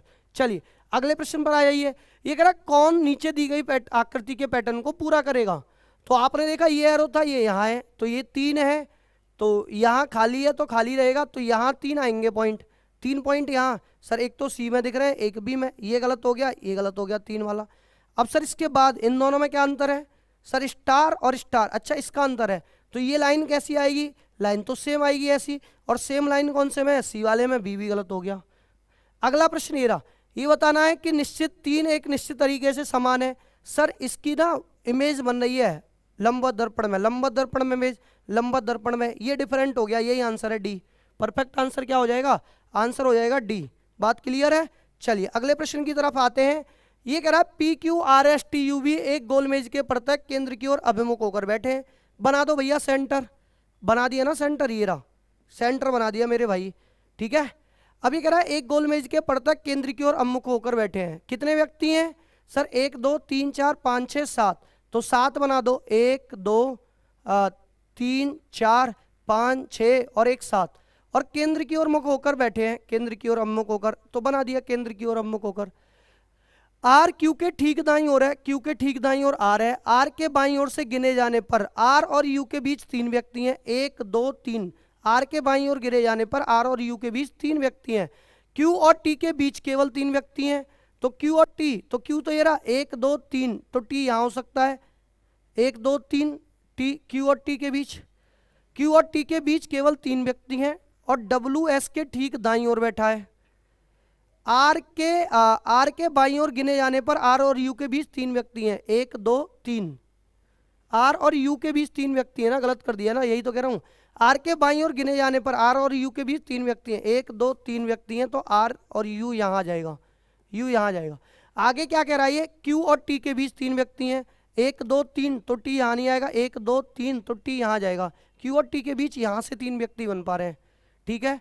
डब्ल्यू एस के ठीक दाईं ओर बैठा है, डब्ल्यू और एस एक साथ यहाँ जाएंगे, डब्ल्यू एस के ठीक दाईं ओर, एस के ठीक दाईं ओर डब्ल्यू है, बचा कौन है, तो पी हो गया, पी नहीं हुआ तो पी बचा था, P Q R S T U V W, U W, U W. अभी कह रहा है एस के बाईं ओर गिने जाने पर, एस तो ये रहा, एस के बाईं ओर गिने जाने पर आर और एस के बीच कितने व्यक्ति हैं, आर और एस के बीच 3 व्यक्ति हैं, एस के बाईं ओर गिने जाने पर आर और एस के बीच में 3 व्यक्ति हैं, ठीक है। चलो बढ़ो आगे, ये कह रहा है 5 बसें हैं, क्या कह रहा है, टर्मिनल 1 से 5 तक 5 अलग अलग शहरों, यानी कि अलग अलग शहरों में आती हैं, तो टर्मिनल लिख लो, terminal 1, terminal 2, terminal 3, terminal 4, terminal 5, 5 लिख दिया। अब ये कह रहा है अब कोई एक चीज फिक्स कर लो, उसके आगे जो बनेगा वो यहाँ लिख देना, जो नहीं बनेगा वो इधर लिख दो। अब ये कह रहा है लेकिन जरूरी नहीं है, लखनऊ की बस T2 से रवाना होती है, लखनऊ के लिए जाएगी यहाँ से बस, लखनऊ ये लिख दिया, ठीक है। अब ये कह रहा है वाराणसी की बस T1 या T4 से रवाना नहीं होती है, T1 से वाराणसी की बस नहीं होगी, वाराणसी लिख दिया, और T1 और T4 से नहीं होगी, वाराणसी, T1 और T4 से नहीं होगी, ठीक है। मेरठ की बस या तो T1 या फिर T5 से रवाना होगी, मेरठ की बस T1 या T5, T1 या फिर T5 से मेरठ की बस रवाना होती है, अभी ओल्ड पे ही रहने दो इसे। आगरा की बस T3 या T1 से नहीं जाएगी, आगरा की बस, आगरा यहाँ भी नहीं जाएगी, आगरा की बस T1 से नहीं जाएगी और T3 से भी नहीं जाएगी आगरा, तो T3 से भी नहीं जाएगी आगरा, बस इतना लिख दो। कानपुर की बस T4 से जाएगी, तो कानपुर यहाँ से जाएगी। अब देखो लखनऊ कानपुर, आगरा इन दोनों में से जाएगी नहीं, तो आगरा के लिए T5 से जाएगी। अब जैसे ही आगरा के लिए यहाँ से जाएगी तो वाराणसी यहाँ से नहीं जाएगी, तो वाराणसी के लिए ये जाएगी, वाराणसी। अच्छा बच्चा क्या है एक शहर मेरठ, मेरठ के लिए यहाँ से जाएगी। अब ये पूछ क्या रहा है, ये पूछ रहा है आगरा के लिए बस कहाँ से जाएगी, T5 से, आगरा के लिए बस कहाँ से जाएगी, T5 से। आंसर हो जाएगा ऑप्शन नंबर ए। जीवा पुत्री है कार्तिक की, तो बना दो जीवा पुत्री है कार्तिक की, जीवा पुत्री है कार्तिक की, जीवा पुत्री है और किसकी पुत्री है, कार्तिक की। कार्तिक के 2 पुत्र हैं, तो कार्तिक के 2 पुत्र भी होंगे, जीवा के 2 भाई होंगे, कार्तिक के 2 पुत्र हैं। अदा पुत्री है मृदुला की, अब देखो अदा और मृदुला कनेक्ट नहीं हो पा रहे अभी। मृदुला पत्नी है कार्तिक के पुत्र की, कार्तिक का कोई पुत्र है और पुत्र की पत्नी कौन है, मृदुला, और अदा पुत्री है मृदुला की, मृदुला की पुत्री कौन है, अदा, तो अदा पुत्री हो गई मृदुला की, ठीक है। मृदुला पत्नी है कार्तिक के पुत्र की, मृदुला पत्नी हो गई कार्तिक के पुत्र की। अदा किस प्रकार, अच्छा वीनू माता है प्रेम की और प्रेम भाई है अशोक का, अशोक पिता है अदा का, अदा का पिता कौन है, अशोक, तो अशोक ये रहा, ठीक है बस बन गया। और वीनू माता है प्रेम की और प्रेम भाई है अशोक का, तो प्रेम ये रहा, और वीनू माता है प्रेम की, तो कार्तिक की पत्नी कौन हो गई, वीनू। अदा किस प्रकार वीनू से संबंधित है, वीनू से, बेटे की बेटी, और बेटे की बेटी कौन होती है, ग्रैंड डॉटर, अदा ये है। अच्छा वीनू का बेटा अशोक, अशोक की बेटी कौन है, अदा, तो आंसर हो जाएगा ऑप्शन नंबर सी। अब ये कह रहा है नीचे एक ये दी गई है न्यूमेरिकल, अल्फा न्यूमेरिकल सीरीज, तो ये कह रहा है ऐसे कितने चिन्ह हैं, सिंबल कितने हैं जिनके पहले लेकिन तुरंत बाद में कोई अंग्रेजी वर्णमाला अक्षर नहीं आता है, पहले तो अंग्रेजी वर्णमाला अक्षर हो लेकिन बाद में अक्षर ना हो, तो सिंबल ढूंढो ये रहा। तो पहले अंग्रेजी वर्णमाला अक्षर हो तो अंग्रेजी वर्णमाला ही नहीं है, अंग्रेजी वर्णमाला अक्षर है लेकिन बाद में नहीं हो, यहाँ है तो ये भी नहीं काउंट होगी। यहाँ अंग्रेजी वर्णमाला अक्षर ही है, यहाँ नंबर है दोनों, अंग्रेजी वर्णमाला अक्षर है ही नहीं, तो बस बन गया। तो ऐसे कितने अक्षर हैं सर, कोई नहीं है ऐसा, आंसर ए हो जाएगा। टेलीफोन निर्देशिका में निम्नलिखित में से कौन सा नाम बीच में आएगा, डिक्शनरी के अकॉर्डिंग सेट करना है। डिक्शनरी में सबसे पहले तो ये आ जाएगा VA, VA के बाद ई आएगा तो दूसरे पे ये आ जाएगा। अच्छा VI, उधर J है इधर S है और इधर P है, तो J पहले आएगा 10, तो तीसरे पर यही आ गया, बाकी के 2 5 में है, तो विजयराज आ जाएगा। डिक्शनरी के अकॉर्डिंग क्या नाम आ जाएगा, विजयराज। ये कह रहा है PEROSANNALIT के शब्द तीसरे, पांचवें और सातवें, तीसरा पांचवा, तीसरा हो गया, पांचवा हो गया, सातवां और 10वां, सातवें के बाद 10वां, तो A और T तीसरा चौथा भी है RS और O और A और T। 10वें अक्षर से एक सार्थक शब्द बनाना संभव है, तो उस शब्द का चयन करना है जो इनसे RSOAT से बन जाए, RSOAT से बन जाए। तो ROAST ये बनता है रोस्ट मतलब भूनना। तो ये कह रहा उस शब्द का पहला अक्षर क्या हो जाएगा, पहला अक्षर हो जाएगा R, answer option number D हो जाएगा। ROAST रोस्ट मतलब बोले तो भूनना, तो आंसर क्या हो जाएगा sir, answer option number A हो जाएगा। अगले पे आ जाओ, इनइक्वालिटी। सर इनइक्वालिटी देखो, ये कह रहा P@ का मतलब क्या है, ना तो छोटा है और ना ही बड़ा है, तो बराबर है। हैज का अर्थ क्या है, ना तो बड़ा है ना बराबर का है, तो कन्फर्म छोटा है। ना तो बड़ा है ना बराबर का है, कन्फर्म छोटा है। ना तो छोटा है ना बराबर का है, कन्फर्म बड़ा है। PQ से बड़ा नहीं है तो या तो छोटा बराबर है, छोटा नहीं है तो बड़ा या बराबर है, बस बना दो। S से J रिलेशन बनाओ, तो S तो ये रहा और J ये रहा, तो S से P जाऊंगा और फिर P एंड J लिखा हुआ है, तो P से P डायरेक्ट और P से J गया। तो एंड का मतलब क्या था, एंड का मतलब था ग्रेटर। तो मैं अगर S से P गया तो भी ग्रेटर, P से J गया तो भी ग्रेटर, तो ये तो बन रहा है पहला वाला। Z से J जाओ, Z से J, तो Z कहाँ है, Z तो ये रहा, Z ये रहा स्टेटमेंट, और J कहाँ है, J ये रहा। तो Z से S आया और S से S डायरेक्ट, S से P और P से P, P से J। तो Z से जब मैं A आया, @ का मतलब था बराबर, तो साइन पड़ा बराबर का, और फिर S से P ग्रेटर, और फिर P से J फिर ग्रेटर, और रिजल्ट में बनेगा ग्रेटर, और एंड का मतलब ग्रेटर ही है, तो ग्रेटर है, ये दूसरा वाला भी सही है। Q से P जाना है, तो Q तो ये रहा, और Q से J और J से P, तो Q से J गया तो ये बराबर आ रहा है, बराबर तो वैसे भी नहीं आएगा, तो आंसर क्या हो जाएगा, केवल निष्कर्ष फर्स्ट और सेकंड सत्य हैं, फर्स्ट और सेकंड निष्कर्ष सत्य हैं। आगे का पढ़ो इसे बहुत ध्यानपूर्वक, ये क्या कह रहा है, बहुत ध्यानपूर्वक आप इसे पढ़ोगे। ये कह रहा है कि एक नीचे एक परिच्छेद दिया गया, उसके नीचे उस परिच्छेद में दिए गए तथ्यों के आधार पर लगाए जा सकने वाले कुछ संभावित अनुमान है। आप हर एक अनुमान को परिच्छेद के संदर्भ में अलग अलग परिच्छेद का उसकी सत्यता या असत्यता मात्र निश्चित कीजिए। ये कह रहा परंपरा और ज्ञान की संपत्ति को एक पीढ़ी से दूसरी पीढ़ी को सौंपने में शिक्षित संतान सदैव अत्यंत महत्वपूर्ण होते हैं। इस पहले ये लास्ट में पढ़ो, यह गद्यांश कौन से कथन का सही समर्थन करता है। ये जो गद्यांश है ये कौन से उसका समर्थन सही कर रहा है, समझ पा रहे हो क्या कहना चाह रहा है ये कह रहा पाठशाला के अतिरिक्त और भी साधन है, अत्यंत महत्वपूर्ण साधन है शिक्षण एक पीढ़ी से दूसरी पीढ़ी को सौंपने में कई भिन्न स्रोतों का प्रयोग करना चाहिए। शिक्षण संस्थान का औचित्य बढ़ गया है, नवीनी तकनीकी का निश्चय प्रयोग होना है। चलो देख लेते हैं। ऐसे संस्थानों का योगदान आज भी महत्वपूर्ण है क्योंकि अर्थव्यवस्था के विकास के लिए परिवारों के सुझाव का योगदान कम है। परंपरा ज्ञान और संपत्ति एक पीढ़ी से दूसरी संपत्ति योगदान कौन से। अब देखो ये कहना चाह रहा है पाठशाला के अतिरिक्त और भी साधन है, नहीं ऐसी कोई बात नहीं है। कई भिन्न स्रोतों का प्रयोग करना चाहिए, नहीं। ये कह रहा शिक्षण संस्थानों का औचित्य बढ़ गया है।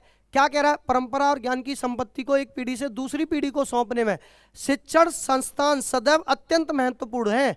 तो शिक्षण संस्थानों का औचित्य बढ़ गया है, ऐसे संस्थानों का योगदान आज भी महत्वपूर्ण है हमारे लिए। ठीक है, ये क्या है क्यूबॉइड 6 गुणा 2 गुणा 4 सेंटीमीटर के, 2 सेंटीमीटर के मैं कटवाया, 2 2 2 2 से काटा 3, 2 से काटा 1, 2 से काटा 2 और n1 और n2 और n3, तो 3 गुणा 1 गुणा 2, 3 गुणा 2 6, 6 एकन 6, answer option number B. Clear होगा।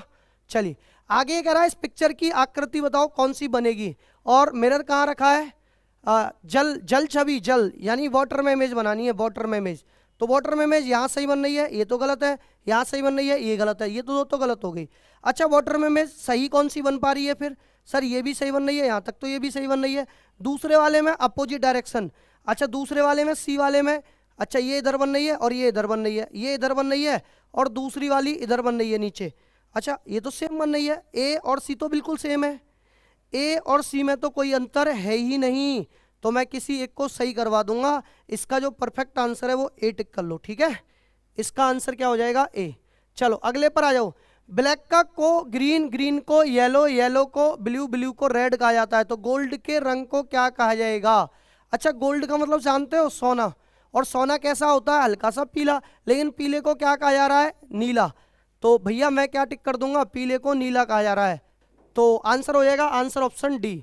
चलिए बेटा देखिए, तो क्वेश्चन नंबर 116, क्वेश्चन नंबर 116 में वो क्या कह रहा है हमसे, ये कह रहा है यदि किसी घड़ी में 8:20 हो रहे हैं तो घंटे और सुई की मिनट की सुई के बीच का कोण।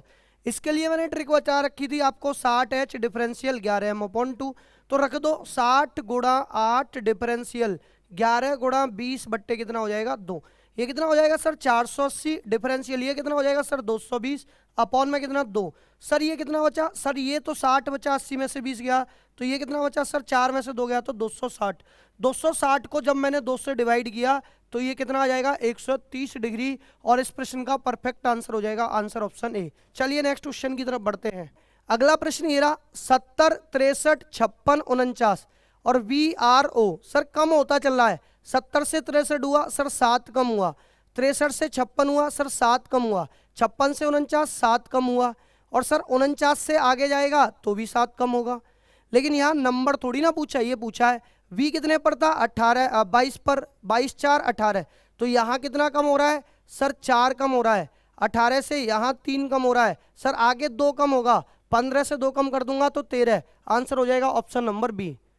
ये कह रहा यदि कमला नीता से 50 मीटर दक्षिण पश्चिम में है और रीता नीता से 50 मीटर दक्षिण पूर्व है, तो रीता कमला के लिहाज से किस दिशा में है।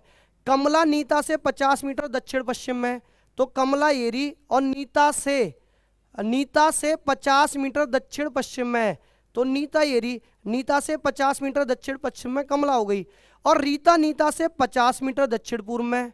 50 मीटर दक्षिण पूर्व में कौन है नीता, रीता, और किससे नीता से कितने मीटर 50 मीटर। यहाँ कौन है रीता, रीता है रीता, ये कौन है कमला, और ये कौन है नीता। ठीक है सर यहाँ तक तो रीता कमला के लिहाज से किस दिशा में, रीता कमला के लिहाज से कहाँ है सर पूरब में, कहाँ है कमला के लिहाज से सर पश्चिम में, कहाँ है पश्चिम में। रीता है ना कमला के लिहाज से, रीता कमला के लिहाज से, कमला के लिहाज से कहाँ है सर कमला के लिहाज से है पूरब में, आंसर हो जाएगा ऑप्शन नंबर डी। चलो ये कह रहा है क्वेश्चन मार्क के पे कौन सा मान आएगा, इस क्वेश्चन मार्क के पे ये कह रहा है प्लस को गुणा से चेंज कर दो, यहाँ तो गुणा, अच्छा माइनस को भाग से चेंज कर दो, ठीक है, और भाग को किससे माइनस से, और गुणा को किससे प्लस से, तो रख दो, ये हो जाएगा 15 गुणा 3 भागित का 5 माइनस के 7 और प्लस के 6, तो 5 से 3 बार 3 गुणा 3 9, 9 माइनस 7 प्लस के 6, 9 6 15, और 15 से 7 कम कर दिए तो कितने बचे 8, आंसर ऑप्शन नंबर हो जाएगा डी। अगला प्रश्न ये रहा 15 फरवरी 2018 को गुरुवार है, तो 18 अप्रैल, ये हो जाएगा सिंपल सा, तो आप रखो 15 फरवरी 2018 और 18 अप्रैल और 2019। अच्छा दोनों में कितनी साल का अंतर, 1 साल का अंतर, तो एक और डेज हो जाएगा। फरवरी और अप्रैल में कौन सा महीना पहले आएगा, फरवरी मार्च अप्रैल। अच्छा फरवरी में कितने फरवरी बचे हुए हैं,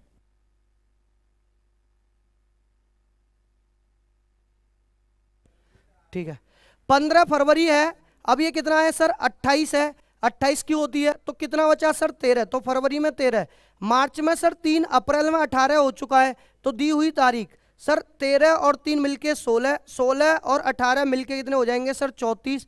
अब 7 से डिवाइड करूंगा तो कितना बचेगा 6, तो यहाँ फरवरी से अप्रैल 6 प्लस के, और यहाँ प्लस का 1, तो जो दिन था वही सेम, प्लस के 7 हो गए, और प्लस के 7 को 7 से डिवाइड करूंगा तो जो दिन था वही आ जाएगा, आंसर क्या हो जाएगा, आंसर हो जाएगा ऑप्शन नंबर बी। उम्मीद है आपको बहुत अच्छे से समझ आया होगा। जय हिंद जय भारत।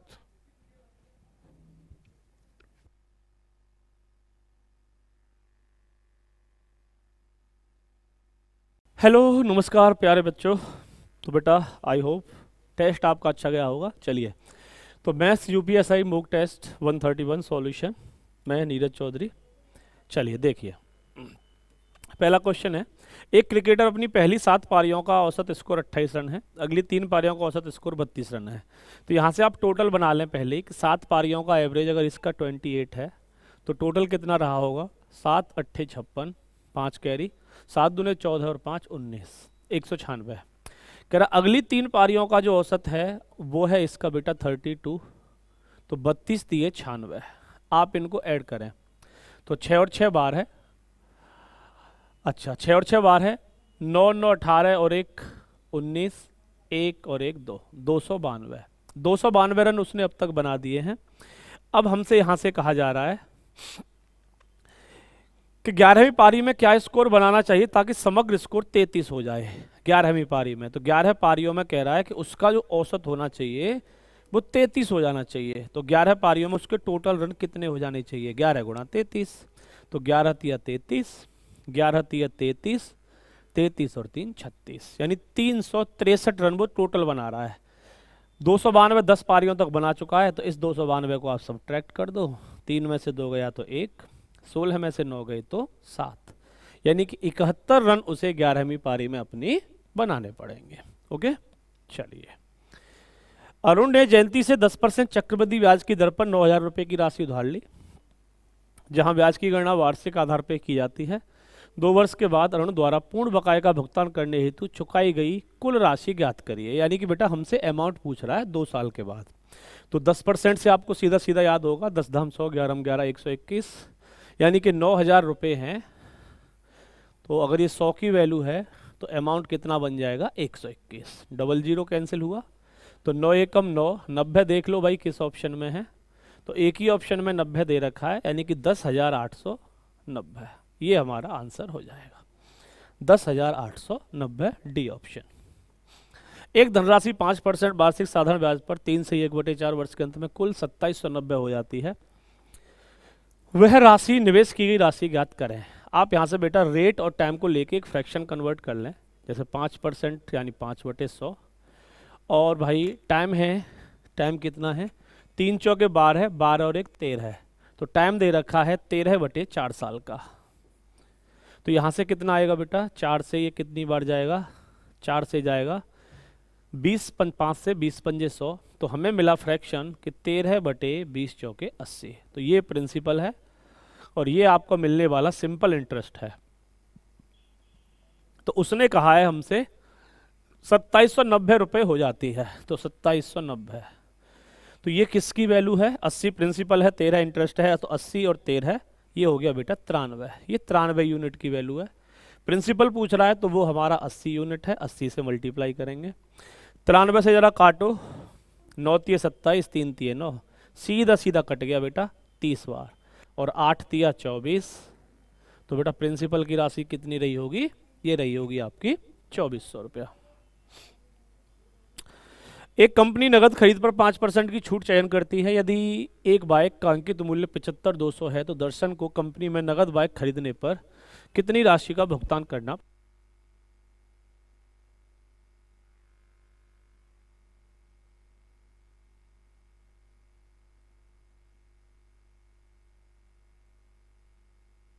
हाँ बेटा, कहा जा रहा है 75,200, 7500।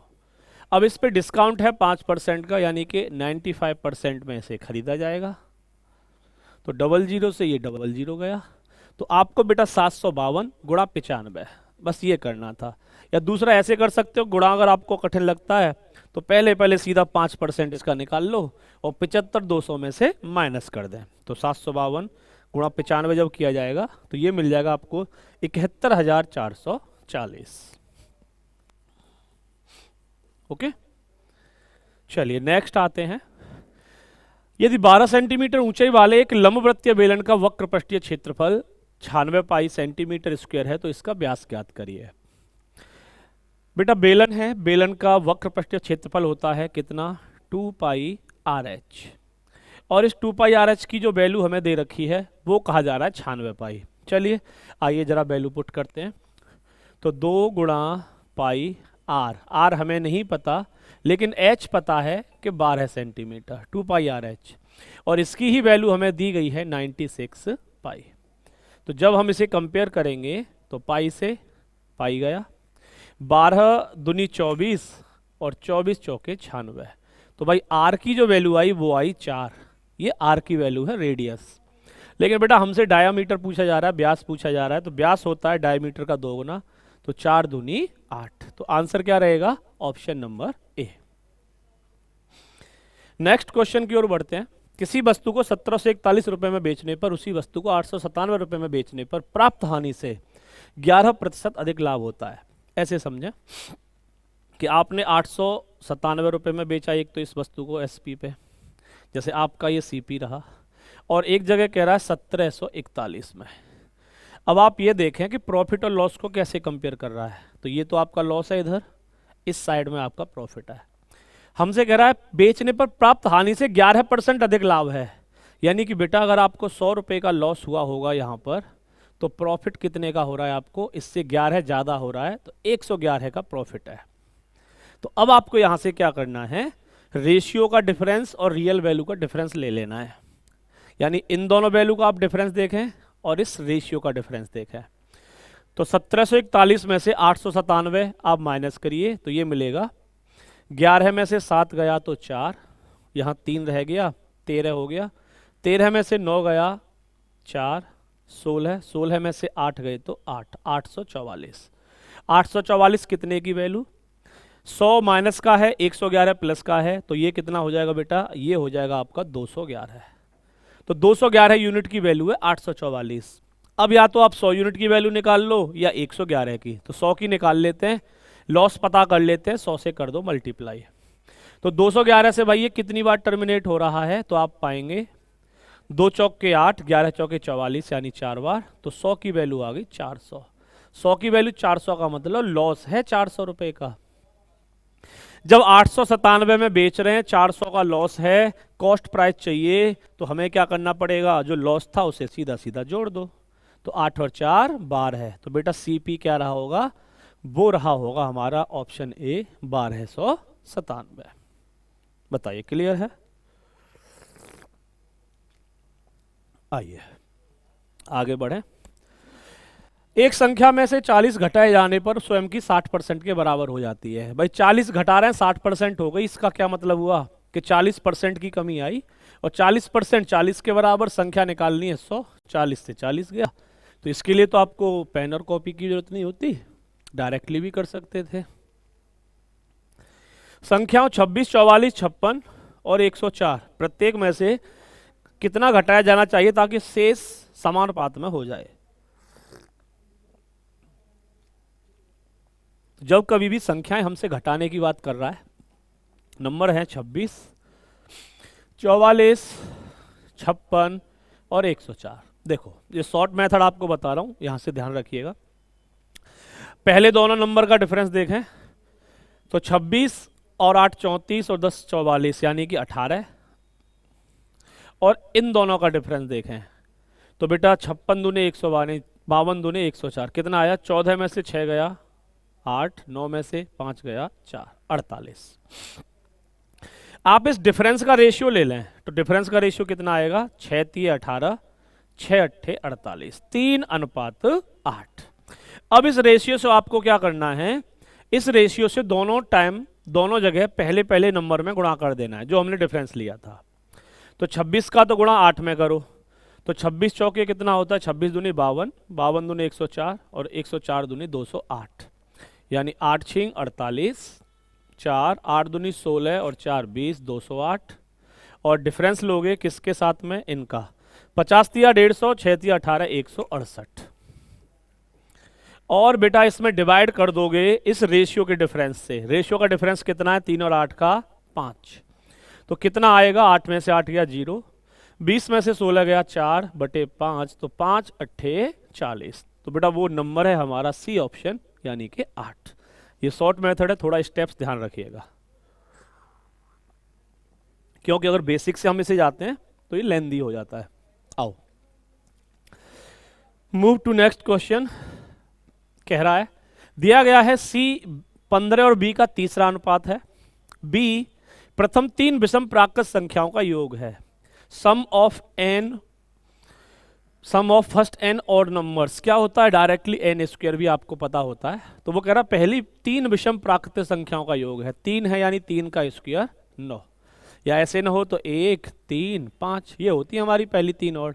कितना मिलता है, 9। तो हमें ये पता चल गया कि ये जो b है ये किसके बराबर है, 9 के। और c के लिए कह रहा है 15 और 9 का तीसरा अनुपात है। तीसरा अनुपात क्या होता है भाई, तीसरा अनुपात होता है b इंटू सी अपॉन ए। b इंटू सी का मतलब 15 गुणा 9 सॉरी, तीसरा अनुपात पूछा, तीसरा अनुपात होता b² a, यानी कि 9 गुणा 9 बटे में 15। तो ये आएगा 3 तिये 9, 3 पंजे 15। तो ऊपर मिला हमें 3 नीम 27 और नीचे कितना मिल जाएगा 5। तो आंसर कितना रहेगा, सी ऑप्शन 27 बटे में 5। क्लियर। Question number 89। चलो नेक्स्ट बढ़ते हैं। कह रहा है 3 की पावर 45 माइनस 1 और 3 की पावर 35 माइनस 1 का महत्तम समापवर्तक क्या होगा। देखो बेटा, जब कभी भी इस तरह बेस आपका सेम दे रखा हो और ऑड में हो, तो आप ना केवल ये जो पावर हैं आप इनका HCF निकाल लो। तो 45 और 35 का HCF कितना आएगा, तो आप पाएंगे 5। यानी कि बेटा 3 की पावर 5 तो इसमें से कॉमन आ गया और माइनस का 1 है, तो माइनस के 1 की भी पावर 45 मान लो, यहाँ पे उससे कोई फर्क नहीं पड़ेगा। और यहाँ भी कितना मानोगे बेटा, 35 है तो 35, और यहाँ भी 5 आ जाएगा, कोई फर्क नहीं। तो 3 की पावर 5 और 1 की पावर 5 माइनस 1 कहो, ये एक कॉमन फैक्टर रहेगा इसमें, इसे सिंप्लीफाई कर लो। तो 3 की पावर 5, 3 तिये 9, तिये 27, तिये 81, तिये 243, और 243 में से जब एक सब्ट्रैक्ट कर देंगे तो कितना मिल जाएगा हमको, ये मिल जाएगा 242। क्लियर। आइए और देखें 109 का दशमलव विस्तार, डेसिमल एक्सपेंशन।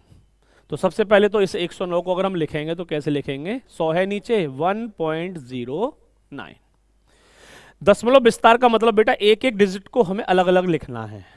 तो देखो, एक तो हमारा पूरा ही है तो एक को सीधा लिखें, इसके बाद में है 0। अब आपको क्या देखना होता है, आपको ये देखना होता है कि दशमलव के बाद में ये जो अंक हैं किस प्लेस पे हैं। तो इससे शुरू करें, इधर से शुरू करेंगे तो इकाई, यानी एक स्थान पे है, एक स्थान पे है तो नीचे एक अंक रख के 0 भाग दे दो 10 से।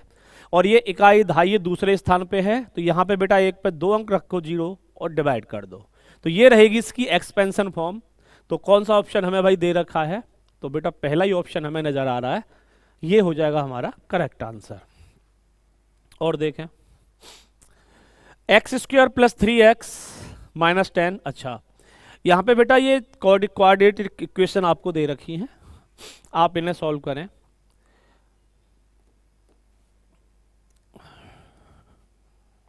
जैसे कि ये पहला वाला दे रखा है x², चलो यहाँ पे मैं सॉल्व करता हूँ, उधर मैं साइड में लिख दूंगा x² + 3x - 10। तो ये थोड़ा कैलकुलेटिव है, यानी 10 के बेटा आपको ऐसे फैक्टर करने हैं कि आपको प्लस का 3 मिले। तो इसे आपको मिलेगा x² प्लस 5 दूने 10, यानी प्लस के 5x और माइनस के 2x माइनस के 10। तो यहाँ से x जब कॉमन लेंगे तो यहाँ से मिलेगा x + 5, और दूसरा बेटा यहाँ पे माइनस के 2 कॉमन लेंगे तो यहाँ से मिलेगा x + 5। तो यहाँ से हमारे पास 2 वेरिएबल बने, एक तो बना x + 5 यानी 2 इसके बेटा रूट मिल गए हमें, और दूसरा x - 2, ये वाला पार्ट कितना x + 5 और दूसरा कितना है x - 2 बटे नीचे है x² - 25। आप इसे ऐसे देख सकते हो x² - 5 का स्क्वायर। तो a - b² क्या होता है, a + b, a - b means इसे हम कह सकते हैं x + 5 और दूसरा क्या है x - 5 गुणा। इसी तरह से नेक्स्ट वाले पे हम पहुंचते हैं। तो ये हमें दे रखा है कितना कि x² + 3x प्लस के 2। तो बेटा 2 के ऐसे फैक्टर करो, जोड़ने पे 3 मिले, तो ये मिलेगा x² + 2x + x + 2। तो यहाँ से x कॉमन लूँगा तो मेरे पास बचेगा x + 2, और यहाँ से बेटा मैं प्लस का 1 कॉमन लूँगा तो मेरे पास क्या बच जाएगा यहाँ से x + 2। तो यहाँ से भी 2 बेटा रूट हमें मिले, एक तो x + 2 का मिल गया और दूसरा x + 1 का मिल गया।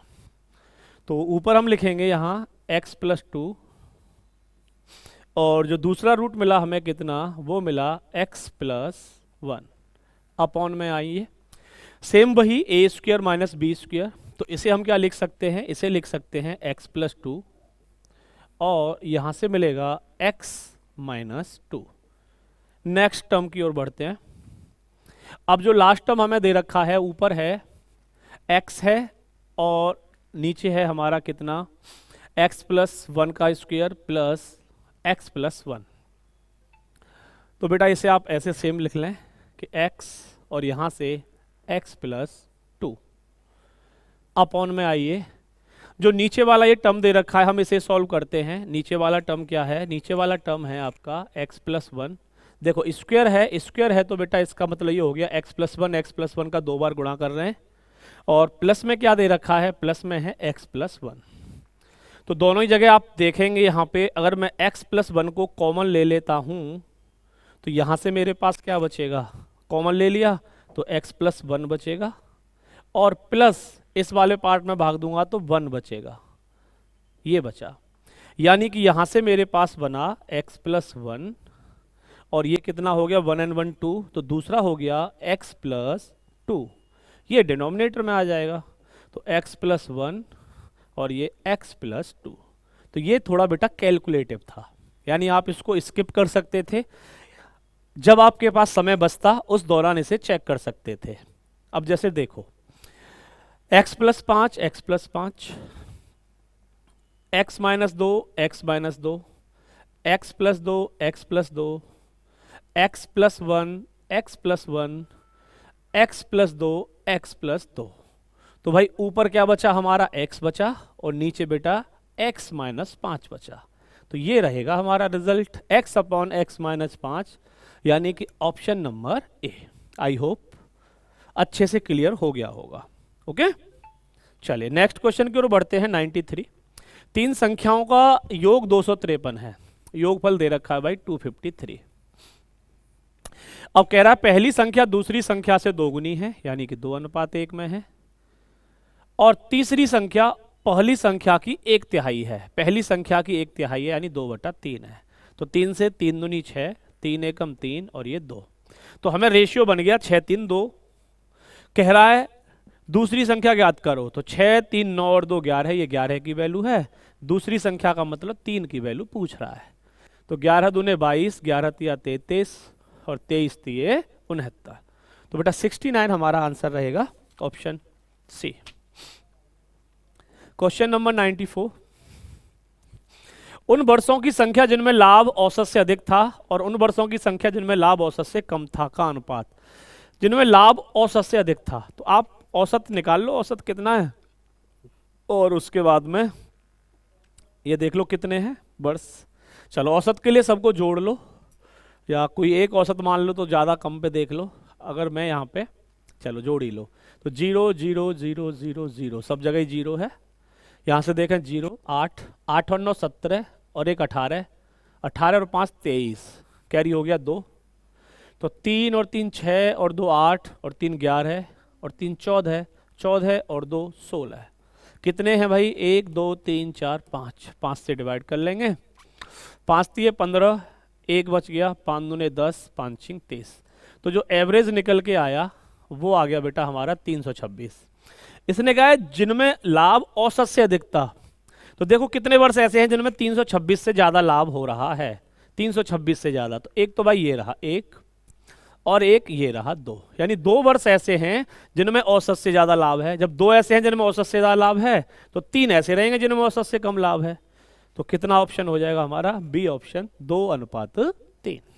बस इतना था। 1 से 12 तक की संख्याओं के वर्गों का योग ज्ञात करो। तो 1 से 12 तक, तो वर्गों का योग फॉर्मूला होता है n plus 1 2n plus 1 upon 6।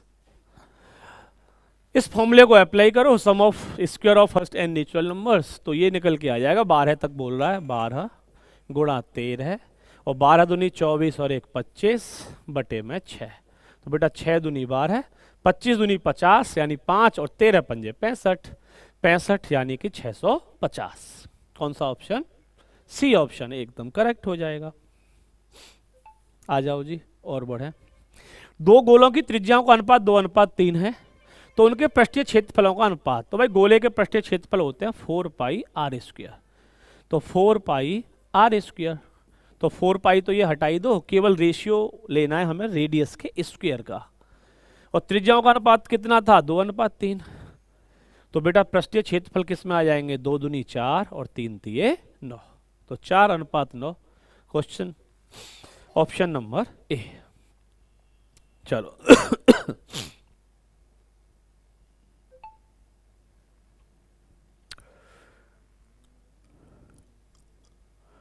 आइए नेक्स्ट क्वेश्चन देखते हैं भाई इसके बाद। अच्छा ये है, दी गई गुणोत्तर श्रेणी का योगफल ज्ञात कीजिए। तो बेटा इसके लिए तो फॉर्मूला है सीधा गुणोत्तर श्रेणी के लिए। इसके लिए आपको क्या करना होता है, पहले टर्म में मल्टीप्लाई करें, फ्रैक्शन में है किससे, तो यहां से आप मल्टीप्लाई करोगे 1 माइनस आर की पावर n और नीचे 1 माइनस आर। ये डायरेक्टली फॉर्मूला होता है। ए का मतलब होता है बेटा पहला टर्म, और आर का मतलब होता है यहां से कि रेशियो, और एन का मतलब है कि टोटल हमारे कितने टर्म हैं, तो एन टर्म हमें बोले जा रहे हैं। तो जब हम इस फॉर्मूले में इस वैल्यू को रखेंगे, इन वैल्यूज को रखेंगे, तो जो हमारा ऑप्शन बनेगा सॉल्व करने पे वो बन जाएगा option number D.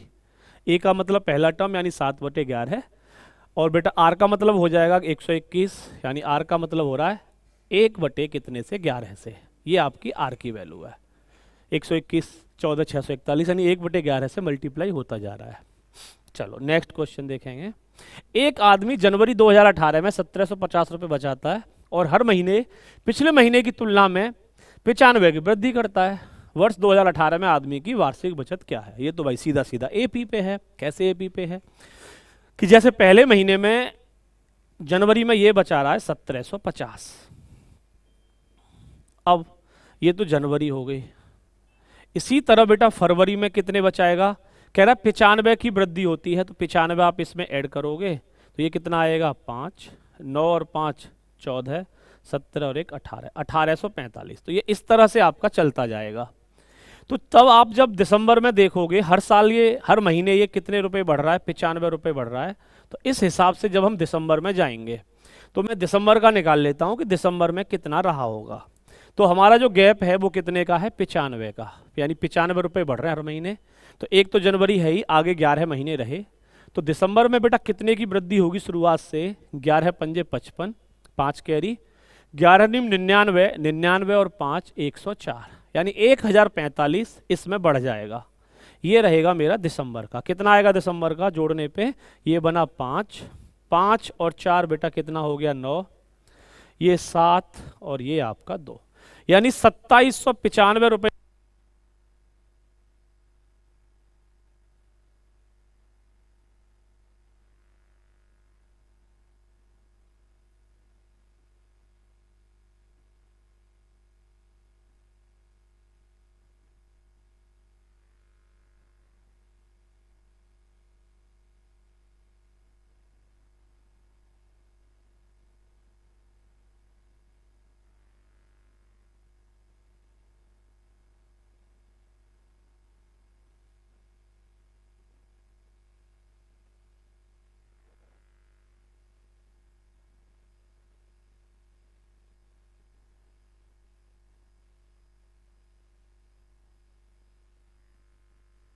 Sorry battery थोड़ी डाउन हो गई, आ जाओ। तो बेटा दिसंबर के हमारे बने 2795। तो एपी का सम निकालने के लिए क्या होता है फॉर्मूला हमारा, first term plus last term into total terms upon में 2। ये फॉर्मूला आप यूज कर दें किसी भी एपी के लिए। तो first term plus last term, पहले और लास्ट वाले को आप जोड़ लें, तो 1750 और 2795 कितना बना 5, 5 और 9 कितना हो जाएगा 14, 7 और 7 14 और 1 15, 1 और 2 3 और 1 4, बटे में 2 गुणा महीने कितने हैं 12।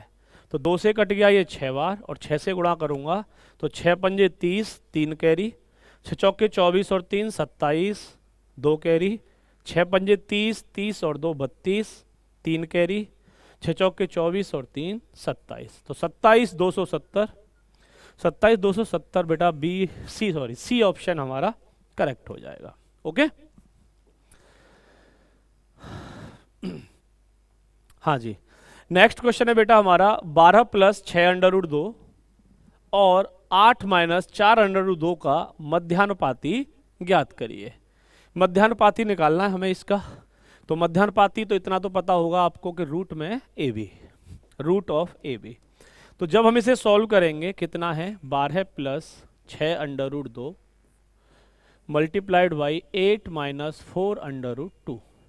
इसका बेटा हमें मीन प्रोपोर्शन निकालना है। तो डायरेक्टली तो हम इनके स्क्वायर रूट नहीं निकाल पा रहे हैं, आप इनके मल्टीप्लाई कर लें और मल्टीप्लाई करने के बाद ये देखें कि क्या क्या बन रहा है। जैसे मल्टीप्लाई करते हैं, पहले 12 का गुणा करते हैं 8 में, तो 12 अट्ठे 96 माइनस 12 चौके 48 यानी 48 अंडर रूट 2, 12 अट्ठे 96 और 6 चौक 1 मिनट बेटा, हाँ अच्छा 12 से कर रहे हैं ना, 12 अट्ठे 96 और 12 चौक 48 अंडर रूट 2। अब इसे लें तो 6 अट्ठे 48 प्लस के 48 अंडर रूट 2 और यहाँ से करूँगा तो ये मिल जाएगा माइनस में 6 चौक के 24 और 6 चौक के 24 अंडर रूट 2 2 यानी 24 दूनी 48, ये बना। तो आप पाएंगे कि माइनस का है, देखो ये टर्म एक प्लस का है, 48 अंडर रूट 2 ये आपस में कैंसिल हो गया। तो 96 में से 48 गया तो 48 दूनी 96 यानी हमारे पास बचा रूट 48 और रूट 48 का मतलब क्या हो गया बेटा 16 3 48, 16 का स्क्वायर रूट 4 यानी कि 4 अंडर रूट 3। तो हमारा मीन प्रोपोर्शन हो जाएगा option D 4 under root 3। I hope समझ में आया होगा।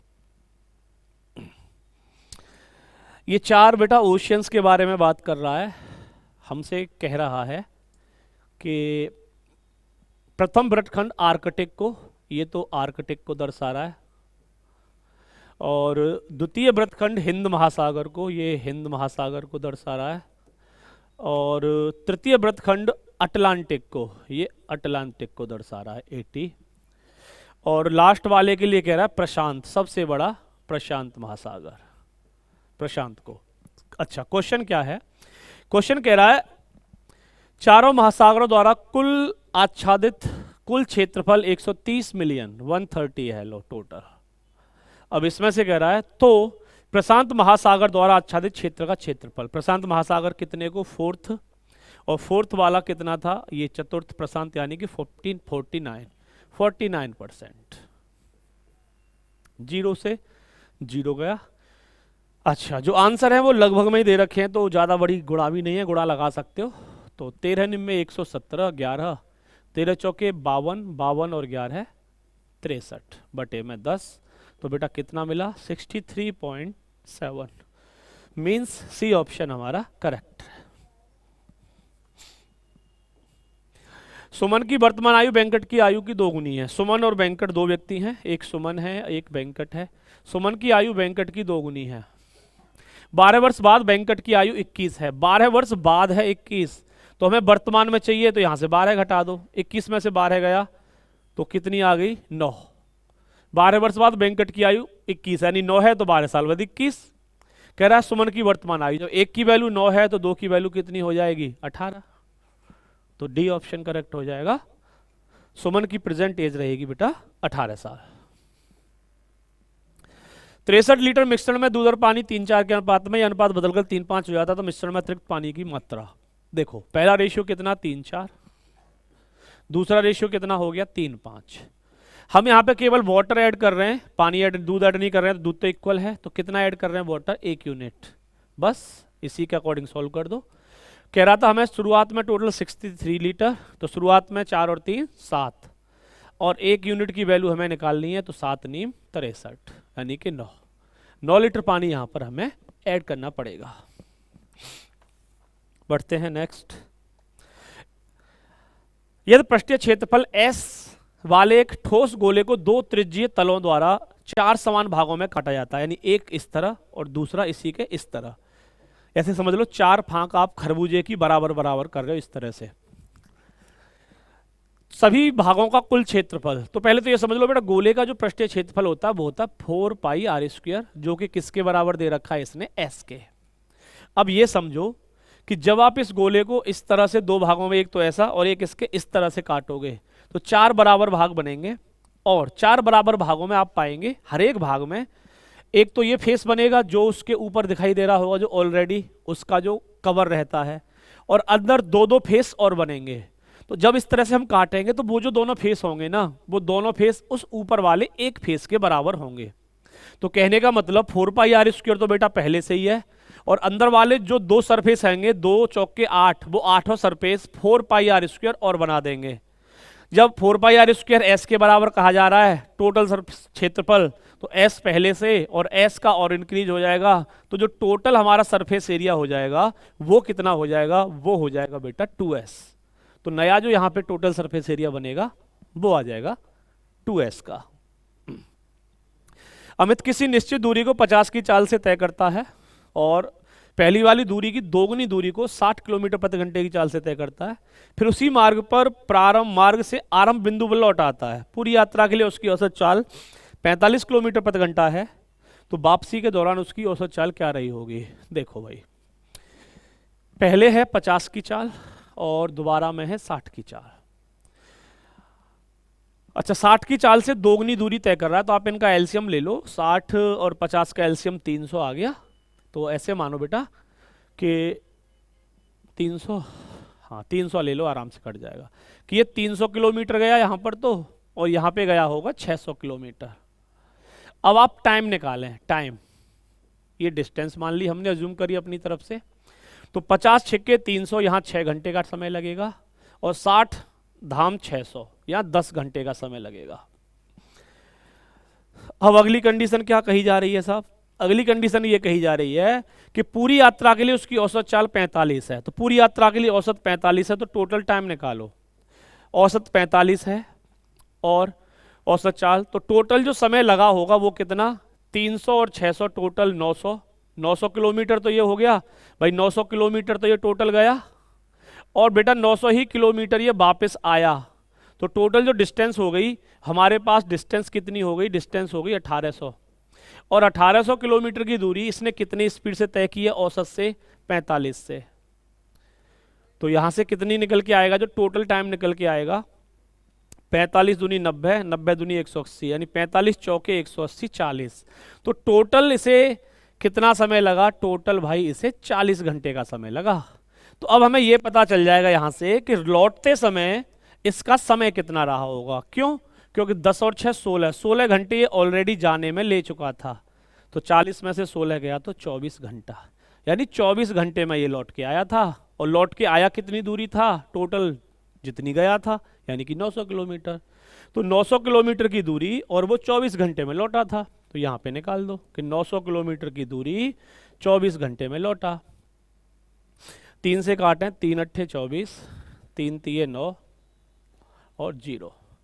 8 से काटेंगे तो 8 तिये 24 बेटा, और कितना बच गया? 6, 8 सत्ते 56, 4 8 पंजे 40, यानी 37.5, 37.5 डी ऑप्शन। इस स्पीड से वो लौट के आया होगा। ठीक है। एबीसी एक खाली टंकी से जुड़े हैं। पहले 2 पाइप 4 और 10 घंटे में भर सकते हैं, तीसरा टंकी 6 घंटे में खाली कर सकता है। सभी 3 पाइप टंकी का 3/5 भाग भरा होने पर साथ खोल दिए जाएं तो टंकी को भरने में कितने घंटे लगेंगे? आइए, एबीसी रिस्पेक्टिवली बेटा टाइम कितना कितना है? 4, 10 और 6। एलसीएम कितना ले लें? इनका एलसीएम आ गया 60, 4 से गया 15, 10 छिक्के 60 और 6 धाम 60। अच्छा, सी खाली करने वाला है तो माइनस। तो जब सब एक साथ चलेंगे 15 6 21, 10 गया 11, यानी इनकी कंबाइंड एफिशिएंसी ए प्लस बी प्लस सी की कितनी आ जाएगी? 11।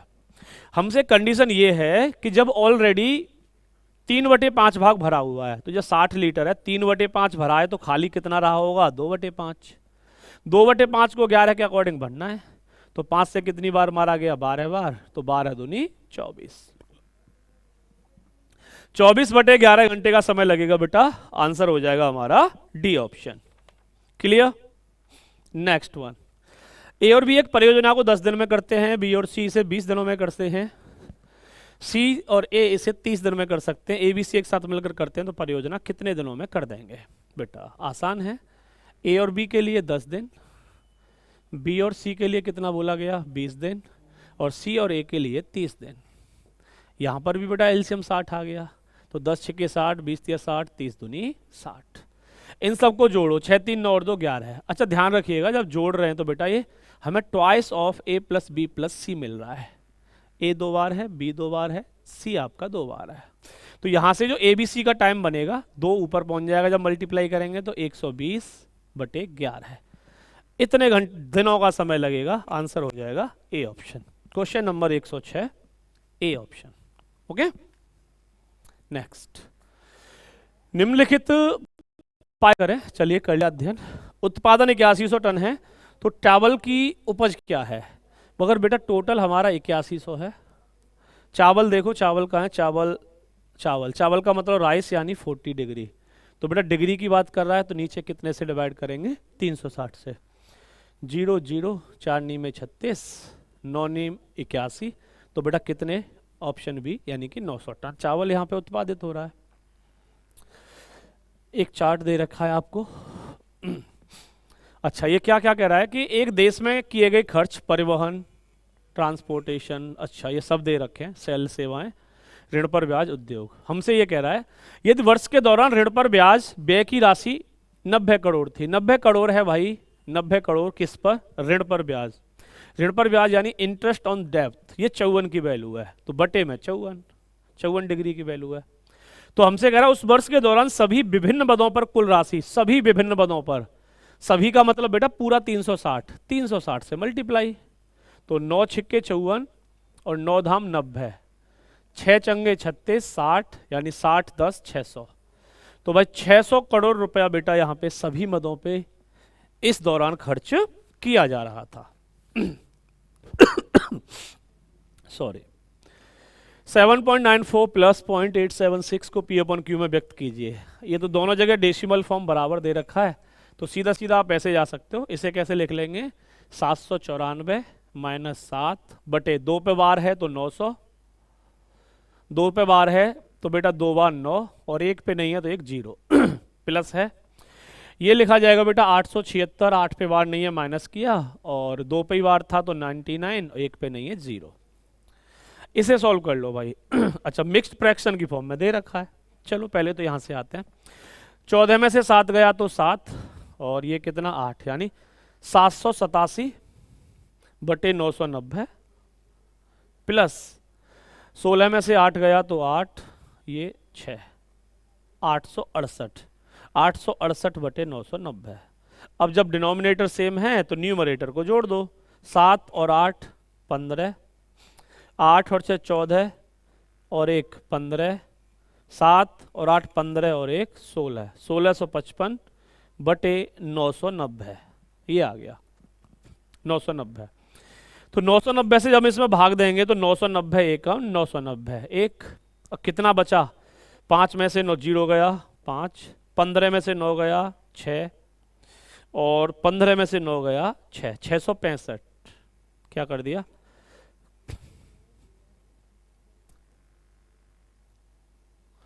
अच्छा ठीक है, बटे में 990। इसे अभी सिंप्लीफाई करें, 5 से कट जाएगा, 5 से ये कटेगा कितनी बार? 13 पंजे 65, 1 बच गया, 5 दिया 15, 133 और 19 पंजे 95, 5 अट्ठे 40, 133 98 ये रहा ऑप्शन नंबर ए। एक सही 133 बटा 198। क्लियर? आइए एक दो क्वेश्चन और है देखते हैं। 7560 रुपए की राशि एबीसी के बीच इस प्रकार बांटा गया है कि उनके हिस्से में से क्रमशः 400 300 260 कम कर देते हैं तो हिस्से 4 2 5 के अनुपात में है बी का हिस्सा। पहले तो ये देखें 7560 टोटल है, सब में से 400 300 700 900 960 हमने 960 कम कर दिया तो बचा कितना? 0 0, 15 में से 9 गया तो 6 यानी 6, 6600 रुपये बचे। और इस 6600 में उसने हमें रेशियो दे रखा है बेटा कितना? 4 2 5, तो 4 और 2 6 5 11 है, ये 11 यूनिट की वैल्यू है। हमसे कह रहा है बी का वास्तविक हिस्सा, बी कितना है वास्तव में? बी का वास्तव निकालेंगे बाद में, पहले तो बी निकालो 2, तो 11 छिक्के 66 यानी 600, तो 600 दूनी 1200, तो कम करने के बाद बी 1200 है। वास्तविक चाहिए तो बी के 300 रुपये कम किए गए थे, तो बी के जो वास्तविक हिस्सा था वो रहा था 1500 रुपया। ऑप्शन नंबर ए हो जाएगा हमारा करेक्ट आंसर। नेक्स्ट है भाई रेशियो से 3x plus 2y ratio 3x minus 2y, fraction में रखो, मल्टीप्लाई लगा दो सीधा सीधा, 3x plus 2y upon 3x minus 2y equals to 5/3। तो यहाँ से क्या बनेगा, जब क्रॉस मल्टीप्लाई करेंगे तो 3 तिये 9x प्लस 3 दूने 6y और 5 तिया 15x माइनस 5 दूनी 10y। तो बेटा 9x 15x, 9 और 6 15, यानी कि 6x बराबर 6 और ये कितना था 10, 4 10 4y। तो 2 दूनी 4 2 तिया 6, यानी कि 3x बराबर 2 दूनी 4 2y।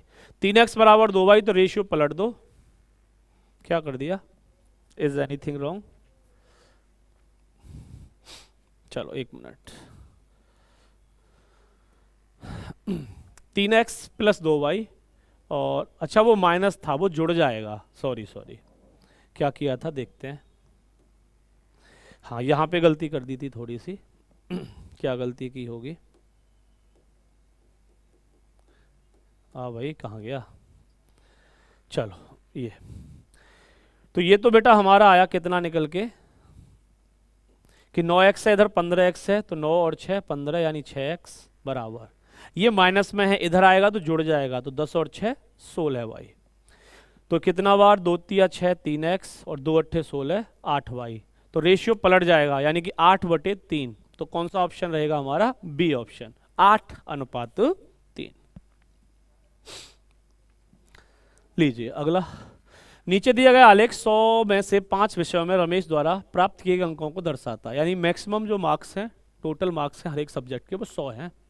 कह रहा 5 विषय रमेश परीक्षा में कितने प्रतिशत लाता है, प्रतिशत है भाई, सबको जोड़ लो, केवल सबको जोड़ लो। तो कितना बन जाएगा, 2 और 7 9, 9 और 5 14, 14 और 2 16, 7 और 6 13, 13 और 8 21, 21 और 5 26, 26 और 6 32 और 1 33, 336 नंबर है, गुणा 100 बटे टोटल कितना हो गया 500 का। तो 5 से डिवाइड करना है, 5 6 30, 5 7 35, 5 दूनी 10, 67.2 सी ऑप्शन, यानी 67.2% इसके मार्क्स हैं। तो बेटा आखिरी क्वेश्चन सेट का होगा। क्वेश्चन कह रहा आसार भुवन क्रमशः एक काम को 6 दिन और 9 दिन में कर लेते हैं। एलसीएम आ गया 18, 6 तिया 18, 9 दूनी 18। कंडीशन ये है पहले दिन आशा से शुरू करते हो, वैकल्पिक दिनों में करते हैं, अल्टरनेट डेज पे है। तो 3 और 2 5, 5 यूनिट काम 2 दिन में, आप मल्टीपल ले लें 18 के लिए, तो 5 तिया 15, यानी 15 यूनिट काम और 3 दूनी 6 दिन में होगा। अब आशा की बारी आएगी, 3 यूनिट बचा हुआ है, वो 3 ही करती है, तो 1 दिन और लग जाएगा, 6 और 1 7, तो 7 दिन में ये काम तमाम। चलिए थैंक यू। तो ये था बेटा हमारा यूपीएसआई मॉक टेस्ट 131 का पूरा सॉल्यूशन।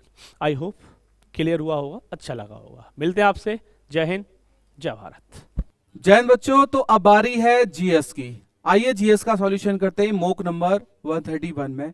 जीएस का ये रहा पहला क्वेश्चंस बहुत प्यारा क्वेश्चंस है, बहुत जानदार, बहुत शानदार, बहुत ही मस्त बिंदास क्वेश्चंस है। आप इसको सॉल्व करिएगा, ठीक है। अच्छा क्वेश्चंस क्या कह रहा है, जरा उस बात को देखिएगा कि निजता के अधिकार और शिक्षा के अधिकार के एक हिस्से के रूप में इंटरनेट का उपयोग एक मौलिक अधिकार है। अच्छा ये किस केस में माना गया था, ये जो माना गया था वो फहीम सरीन बनाम केरल राज्य केस में, और ये केस कब का है, ये 2019 का केस है। बोलो कब का है, 2019 का केस है, ठीक है। बात क्लियर। ऑप्शन नंबर इसका क्या हो जाएगा, बोलो बी राइट आंसर हो जाएगा। आगे, शैवाल के किस वर्ग को प्रायः हरा शैवाल कहा जाता है। तो देखो हरा क्लोरोफिल के कारण होता है, तो जहां क्लोरो आ रहा है शब्द, तो क्लोरो इसमें क्या हो जाएगा, क्लोरोफाइसी हो जाएगा। ऑप्शन नंबर सी इसका राइट आंसर हो जाएगा। आगे, हाल ही में बॉलीवुड अभिनेत्री विद्या बालन किसी निजी क्षेत्र के बैंक की पहली ब्रांड एम्बेसडर बनी है। तो विद्या बालन बनी थी, बोलो किसकी, बोलो फेडरल बैंक। ऑप्शन नंबर क्या हो जाएगा, बोलो ऑप्शन नंबर इसका सी राइट आंसर हो जाएगा, बी राइट आंसर हो जाएगा फेडरल बैंक। आगे बताइएगा। किसी विधेयक को धन विधेयक के रूप में प्रमाणित करने का अधिकार किसके पास होता है? ये देखो, ठीक है, आपके लेवल का क्वेश्चन नहीं है, ये तो बहुत छोटा क्वेश्चन हो जाता है, इसे मैं सीधे सीधे सॉल्व करता हूं। तो वो कौन करेगा बोलो? लोकसभा अध्यक्ष, है ना। बहुत कहने का मतलब है बहुत इजी क्वेश्चन है, लेकिन थोड़ा सा अच्छा क्वेश्चन है, प्यारा क्वेश्चन है। ठीक है, आगे नेक्स्ट क्वेश्चन की बात करते हैं। नेक्स्ट क्वेश्चन है आपका, मैं थोड़ा सा चाय आ गई है हमारी। हाँ, नेक्स्ट क्वेश्चन है, वर्ष 1952 में ओलंपिक खेल निम्नलिखित में से किस शहर में? 1952 में होलेंस्की, बोलो कहां? होलेंस्की में इन खेलों का आयोजन किया गया था। समझ रहे हो? ठीक है, होलेंस्की में इस खेलों का आयोजन किया गया था। आगे, किस प्रकार की कृषि में, जरा क्वेश्चंस को समझना, भूमि उपयोग, भोजन व चारे की फसलें, भूमि और उगाने और पशुपालन, मतलब कृषि और पशुपालन, ये भाई मिश्रित कृषि हो जाएगा। बोलो क्या हो जाएगा? जहां पशु और पशुपालन कृषि और दोनों है तो उसे मिक्स्ड एग्रीकल्चर कहा जाता है, यानी मिश्रित कृषि कहा जाता है। आगे, उत्तर प्रदेश राज्य निर्वाचन आयोग का मुख्यालय, अब देखो यूपी राज्य निर्वाचन आयोग, राज्य का निर्वाचन आयोग का यूपी का मुख्यालय कहां हो जाएगा? भाई कॉमन सी बात है, लखनऊ में। आज का पेपर इसलिए टफ नहीं रखा है कि आपका मनोबल थोड़ा सा अप हो जाए इस बार, है ना। कुछ क्वेश्चन टफ हैं बस। भारतीय न्याय संहिता की निम्नलिखित में से कौन सी धारा व्यवहरण के अपराध से संबंधित है? व्यवहरण के अपराध से संबंधित है, बहुत प्यारा क्वेश्चन है। तो व्यवहरण हो जाएगा 136 में और अपहरण हो जाएगा 37 में। ठीक है, आगे लीजिएगा, पोषण, पीएम पोषण योजना। अरे स्कूल में बच्चों के न्यूट्रिशन के लिए सरकार प्रोविजन करती है। पीएम पोषण योजना किस मंत्रालय द्वारा? तो पीएम पोषण योजना जो चालू की गई है वो बच्चा मिनिस्ट्री ऑफ एजुकेशन, मतलब शिक्षा मंत्रालय द्वारा। बात क्लियर है? आगे, 1983 में किसकी अध्यक्षता में केंद्र राज्य संबंधों पर आयोग की नियुक्ति की गई थी, है ना। अब कौन था भाई? सरकारी आयोग था। कौन सा? सरकारी आयोग था। ऑप्शन नंबर क्या हो जाएगा बोलो? 1। केंद्र राज्य के बीच संबंध क्या रहेंगे? ये सरकारी आयोग के द्वारा निर्धारित किया जाएगा। बताइए, निम्नलिखित में से कौन सा त्योहार केरल में मनाया जाता है? केरल में देखो, बैसाखी की बात करेंगे, कहां? हरियाणा, और कहां बोलो? पंजाब में मनाया जाता है। अंबुबाची मेला कहां लगता है बोलो? असम में लगता है। ठीक है, तो ये दो बचे, इनमें कौन सा हो जाएगा बोलो? विशु बोलो कौन सा? विशु मेला कहां लगता है बोलो? केरल में मनाया जाता है त्योहार। आगे 74वें संविधान संशोधन के अनुसार नगर पालिकाओं के निर्वाचन का, अब देखो सीधी सी बात कर रहा है, नगर पालिकाओं के जो सदस्य होते हैं उनके जो निर्वाचन के लिए जो आयु होती है ना, वो आयु कितनी होती है? वो होती है भाई कितनी बोलो? सॉरी, उनका जो कार्यकाल पूछ रहा है, कार्यकाल क्या पूछ रहा है? कार्यकाल कितना होता है? वो 5 वर्ष होता है। ठीक है, आगे क्वेश्चंस बताइएगा। क्वेश्चंस नंबर है कौन सा? डॉस, अलकनंदा और भागीरथी, अलकनंदा और धौली गंगा किस संगम पर मिलती हैं? बताओ भाई। अलकनंदा और धौली गंगा आपकी मिलती हैं, हाँ, विष्णु प्रयाग। बोलो कौन सा? विष्णु प्रयाग पर अलकनंदा और कौन सी बोलो? धौली गंगा, दोनों नदियां मिलती हैं। बात क्लियर? राष्ट्रीय अनुसूचित जाति आयोग का एक वार्षिक रिपोर्ट प्रस्तुत करता है, मतलब राष्ट्रीय अनुसूचित जाति आयोग है वो अपनी रिपोर्ट किसको देता है? भाई कॉमन सी बात है, राष्ट्रपति को देगा। किसको देगा बोलो? राष्ट्रपति। और राष्ट्रपति ऑप्शन नंबर किस में बोलो? भारत के प्रेसिडेंट को देगा। ऑप्शन नंबर क्या हो जाएगा? 20 का राइट आंसर हो जाएगा। ठीक है, आगे आइएगा। न्यायमूर्ति के.एस. पुट्टा स्वामी सेवानिवृत्त भारत बनाम संघ मामला किससे संबंधित है? भाई के आर्टिकल 21 में मैंने चिल्ला करके बताया, निष्ठा का अधिकार। तो ऑप्शन नंबर क्या हो जाएगा बोलो? फुटपाथ पर रहने वाले बच्चों नहीं, मिश्रित आजीविका नहीं, तो व्यक्तियों की निष्ठा। ऑप्शन नंबर क्या हो जाएगा बोलो? डी। किससे संबंधित है? ये कर्नाटका हाई कोर्ट के रिटायर्ड जज हुआ करते थे। ऑप्शन नंबर डी इसका राइट आंसर हो जाएगा। आगे, भारतीय लघु उद्योग विकास बैंक, मतलब सिडबी की बात कर रहा है। सिडबी को द्वारा विनियमित किया जाता है। सिडबी को कौन विनियमित करता है? भारतीय स्टेट बैंक, आईसीआईसीआई बैंक, भारतीय रिजर्व बैंक, इंडियन बैंक। थोड़ा सा लॉजिक वाला क्वेश्चन है, आप बताइएगा भाई। क्वेश्चन नंबर 136 बताइएगा, बहुत प्यारा सा, शानदार सा, जानदार सा क्वेश्चन है। हाँ भाई, कॉमन सी बात है, सिडबी को करता है भारतीय स्टेट बैंक। कौन सा? भारतीय स्टेट बैंक के द्वारा इसको रेगुलेट किया जाता है। ठीक है, नहीं नहीं नहीं, अरे से कितना लॉजिकल क्वेश्चन है। अरे बैंकों का रेगुलेशन कौन करता है? अरे बैंकों का रेगुलेशन करता है भाई कौन, बोलो? बैंकों का रेगुलेशन करता है आरबीआई। सारे के सारे बैंकों का रेगुलेटरी बॉडी कौन है? RBI, reserve bank of India. ठीक है, आगे विरूपाक्ष मंदिर। देखो विरूपाक्ष मंदिर कहां है? विरूपाक्ष मंदिर बच्चा हम्पी, और ये कहां हो जाएगा? कर्नाटक में। हम्पी कर्नाटक में विरूपाक्ष मंदिर हो जाएगा। बताओ, भारतीय संसद की प्राक्कलन समिति में निम्न शामिल है। देखो इसमें सबसे पहली बात, कितने सदस्य होते हैं? बोलो 30। ठीक है, 30, और 30 के 30 कहां से होते हैं? लोकसभा से। और संसद की क्या हो जाएगी? बोलो सबसे बड़ी समिति। बोलो क्या? सबसे बड़ी क्या हो जाएगा? बोलो समिति। सबसे बड़ी समिति कौन सी हो जाएगी? प्राक्कलन समिति। तो केवल लोकसभा के सदस्य इसमें शामिल होते हैं, इसमें राज्यसभा का कोई भी मेंबर किसी भी प्रकार से इंक्लूड नहीं होता। ठीक है, आगे बताइएगा। किस मामले में उच्च न्यायालय ने यह माना कि न्यूनतम मजदूरी का भुगतान करना जबरन मजदूरी का एक प्रकार है? मतलब न्यूनतम मजदूरी का भुगतान न करना, समझ लो लठ से डंडे से मजदूरी कराई जा रही है ना? तो ये न्यूनतम मजदूरी का प्रोविजन किस बैंक उसमें रखा गया था? तो बच्चा ये हो जाएगा People's Union for Democratic Rights बनाम भारत संघ। ऑप्शन नंबर क्या हो जाएगा इसका? ए राइट आंसर हो जाएगा। ठीक है, चलिएगा तो बताइएगा नेक्स्ट क्वेश्चन। भारतीय संविधान के निम्नलिखित में से किस अनुच्छेद में मौलिक कर्तव्य सार्वजनिक संपत्ति की रक्षा करना और हिंसा को त्यागना? अब ये तो मौलिक कर्तव्य सीधा सीधा रटा हुआ है, बताओ जल्दी से बताओ, इसका लाजवाब आंसर क्या होगा? देखो सीधी सीधी सी बात है, ये किस आर्टिकल में कहा गया है? अनुच्छेद 51 के। बोलो किसमें? ए में। ठीक है, आगे भारतीय संविधान में यह लिखा गया है कि राज्य मातृत्व राहत के लिए प्रावधान करेगा। यानी मातृत्व लाभ, समझ रहे हो ना? मातृत्व लाभ का मतलब है, मातृत्व लाभ अधिनियम 1961 मैंने पढ़ाया था, वो किस आर्टिकल के तहत दिया जाता है? तो वो आर्टिकल नंबर बच्चा कौन सा है? मातृत्व लाभ अधिनियम आपको मिलता है डीपीएसपी का आर्टिकल नंबर 42। मैंने वहां आपको साथ ही साथ नोट भी कराया है। ठीक है,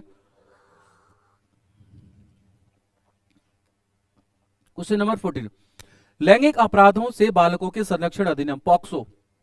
सीधे सीधे ये क्या कह रहा है? पॉक्सो की धारा 12 के तहत कितना दंड दिया जा सकता है? देखो दंड जो दिया जा सकता है तो वो मिनिमम कितना हो जाएगा? बोलो मिनिमम कितना हो जाएगा? 3 ईयर, है ना? अगर हम बात करें तो मैक्सिमम कितना चला जाएगा? बोलो 5 ईयर। तो ऑप्शन किस में आ रहा है? ऑप्शन नंबर इसमें आ रहा है, बोलो कौन सा? सी इसका राइट आंसर है। यानी 3 वर्ष तक का कारावास और साथ साथ उसको अर्थदंड यानी इकोनॉमिक पनिशमेंट भी दिया जा सकता है। आगे अप्रैल 2025 में रक्षा साहित्य महोत्सव जिसका नाम है कलाम और कवच 2.0 कहां आयोजित किया गया? तो कलाम 2.0 जो आयोजित किया गया था वो नई दिल्ली में। बोलो कहां? नई दिल्ली में आयोजित किया गया था। बात क्लियर है? आगे उत्तर प्रदेश में निम्नलिखित में आयोजित भारतीय राष्ट्रीय कांग्रेस के अधिवेशनों को संदर्भ में चयन कीजिएगा। 144 क्वेश्चन है, बहुत लाजवाब, बहुत प्यारा, बहुत जानना शानदार सा क्वेश्चन है। अब ये कह रहा है कांग्रेस के जो सेशन हुए ना, कांग्रेस के सेशन, उनको आपको किस में लगाना है? बोलो मिलान बिंदु में लगाना है। ठीक है, देखो तो सोचते हैं, मेरठ,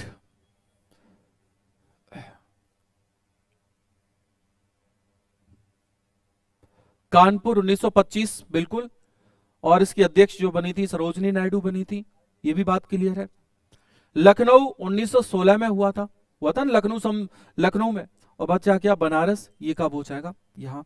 तो इसमें कौन सा हो जाएगा? मतलब ए का 3, ए यहाँ है 3 हो जाएगा, बी का 4, बी का 4। हाँ ये तो ऑप्शन नंबर कौन सा हो जाएगा? बोलो सी इसका राइट आंसर हो जाएगा। बोलो कौन सा? सी इज द राइट आंसर इसका हो जाएगा। ठीक है, लखनऊ समझौता बहुत फेमस है 1916 में, जहां कांग्रेस के गरम दल नरम दल दोनों एक हो गए थे ना, और कानपुर में सरोजिनी नायडू अध्यक्ष बनी थी। बहुत पॉपुलर सेशन है। ठीक है, भारतीय संविधान के अनुसार निम्नलिखित में से कौन सा मौलिक अधिकार नहीं है? लो भाई साहब लो, कुछ नहीं है, ये तो भाई साहब फ्री का नंबर है यूपीएसआई वालों को, ये लेवल नहीं आपका, लेकिन ऐसे क्वेश्चंस आते हैं जनरली। ठीक है, आगे। वर्तमान में भारतीय संविधान के भाग के तहत कितने राज्यों को विशेष प्रावधान है? वर्तमान में भारतीय संविधान के किस भाग के तहत कितने राज्यों को विशेष राज्य का प्रावधान है? तो ऑप्शन नंबर इसमें क्या हो जाएगा बोलो? 10 हो जाएगा। क्लियर? भारतीय संविधान की कौन सी अनुसूची में नगर पालिकाओं की शक्तियों और जिम्मेदारियों से भाई कॉमन सी बात है, आपको बताना है कौन सा 74वां संविधान संशोधन 1992 द्वारा कौन सा शेड्यूल को जोड़ा गया था, है ना। बहुत इजी क्वेश्चन है, और वो शेड्यूल कौन सा था बोलो? 12वीं अनुसूची। बोलो कौन सा? 12वीं अनुसूची को यहां जोड़ा गया था। बहुत इजी क्वेश्चन है, इसमें बहुत ज्यादा ऑपरेशन की जरूरत नहीं है बच्चों। निम्नलिखित में से कौन सा संगठन वर्ल्ड पॉपुलेशन प्रोस्पेक्ट्स जारी करता है? वर्ल्ड पॉपुलेशन प्रोस्पेक्ट कौन जारी करता है? तो वो हो जाएगा आपका संयुक्त राष्ट्र। बोलो कौन? यूएन के द्वारा जारी किया जाता है। आगे, निम्नलिखित में से जठर स्राव होता है? जठर स्राव जो होता है, जठर स्राव का मतलब है जो जठर रस होता है, बाइल जूस होता है ना। जठर स्राव जो होता है वो कहां से होता है? ठीक है, जठर स्राव जो होता है वो होता है हेलिकोबैक्टर पाइलोरी जीवाणु के कारण पेस्टिक अल्सर। हाँ, जठर ब्लड की बात कर रहा है, तो इसका ऑप्शन नंबर क्या हो जाएगा बोलो? सी। ये बायो का क्वेश्चन है। ठीक है, आगे। लोकसभा की बैठक के गठन के लिए गढ़पूर्ति, मतलब ये कह रहा है कोरम कितना होना चाहिए? कोरम होगा, कोरम कितना होगा भाई? 1/10 होगा। बोला कितना होगा? सदन की सदस्य संख्या का 1/4 संख्या का 6वां भाग, 5वां, 10वां। ऑप्शन ए में आ रहा है। बहुत इजी है, इस बार तो क्वेश्चंस बहुत इजी रखे गए हैं ताकि आपको दिक्कत ना हो बच्चों ज्यादा। बीएनएस के सेक्शन 88 लागू होने के लिए कौन सी शर्त आवश्यक है? पूर्व नियोजित कार्य, अचानक और गंभीर उकसावा। बिल्कुल सही बात है। लंबा समयांतराल नहीं है, लिखित शिकायत नहीं है, तो ऑप्शन नंबर इसमें क्या हो जाएगा बोलो? अचानक और गंभीर उकसावे के लिए बीएनएस का सेक्शन नंबर कौन सा आ जाएगा बोलो? बी आ जाएगा। आगे, बफ संशोधन अधिनियम 2025 का मुख्य उद्देश्य क्या है? ये करंट अफेयर्स में जो न्यू एक्ट आए हैं उनसे रिलेटेड क्वेश्चंस डाले गए हैं। बफ में क्या किया गया है? देखो, बफ संपत्तियों का जो प्रबंधन होगा ना, मैनेजमेंट होगा, इस पर सरकार ने बहुत ज्यादा जोर दिया है कि बफ की जो प्रॉपर्टी है उसके मैनेजमेंट को अच्छा किया जाए, बफ के पैसे को गलत यूज ना किया जाए, बफ बोर्ड में महिलाओं को क्या दिया जाए? अनुमति दी जाए। ये सारी बातें इसमें ध्यान रखनी है आपको। ठीक है, आगे। ऑनलाइन गेमिंग नियमों का मुख्य उद्देश्य क्या है? ध्यान करना, ये भी 2025 में संशोधित कानून है। ठीक है, केवल विदेशी। इसका उद्देश्य मैं सीधे सीधे बोलता हूं भाई, इसका उद्देश्य है क्या? उपयोगकर्ताओं की सुरक्षा और फर्जी सट्टेबाजी गेम पर नियंत्रण। ठीक है, तो फर्जी सट्टेबाजी जो हो रही है ना, पैसे देकर के जो सट्टा जो लग रहा है गेम पर, उसको कंट्रोल करना है। ठीक है, आगे नेक्स्ट क्वेश्चन है, भारत में वन प्रशासन से संबंधित प्रमुख कानून कौन सा है? वन प्रशासन यानी एडमिनिस्ट्रेशन, वन एडमिनिस्ट्रेशन से संबंधित कौन सा कानून है? Environment protection act. हाँ भाई, एनवायरमेंट प्रोटेक्शन एक्ट 154वां क्वेश्चन बताइएगा। 154वां क्वेश्चन बताएगा एनवायरमेंट प्रोटेक्शन एक्ट, कौन सा आंसर हो जाएगा इसका? हाँ जी, हाँ भाई, इसका आंसर हो जाएगा एनवायरमेंट फॉरेस्ट एक्ट हो जाएगा। वन प्रशासन को ये एनवायरमेंट यानी इंडियन फॉरेस्ट एक्ट 1980 में जो कानून बना था, ये इसका राइट आंसर हो जाएगा। ठीक है, 1980 में जो कानून बना था, ये इसका राइट आंसर हो जाएगा। ठीक, नेक्स्ट क्वेश्चन नंबर आपका हो जाएगा 155। 155 यूपी स्पेशल का थोड़ा सा क्वेश्चंस स्टेटमेंट वाइज है, लेकिन आसान क्वेश्चन है। रेहंद डैम रेहंद नदी पर बना है, बात तो बिल्कुल सही है।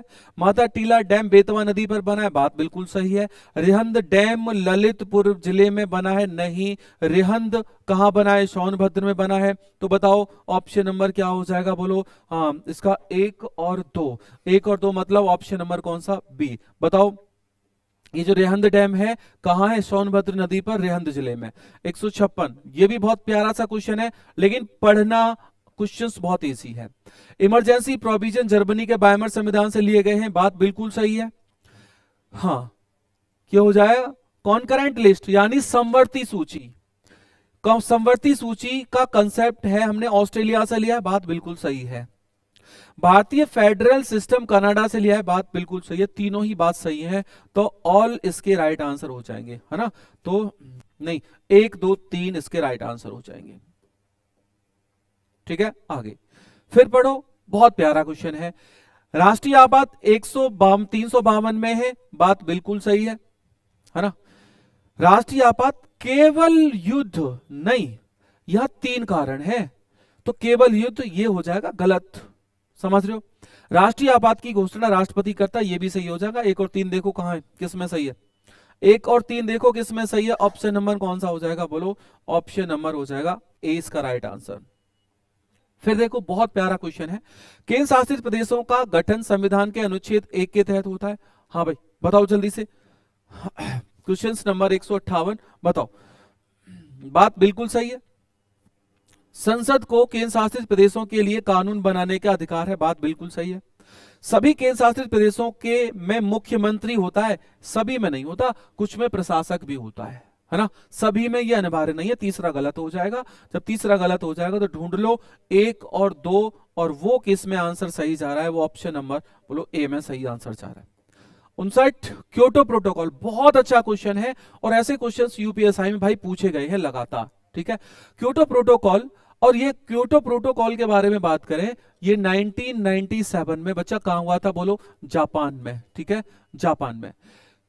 विकासशील देशों पर बाध्यकारी नहीं थे, बताओ भाई, समझ रहे हो। हाँ, तो कॉमन सी बात है, विकासशील देशों पे क्यों नहीं, वो विकसित देशों पर बाध्यकारी था।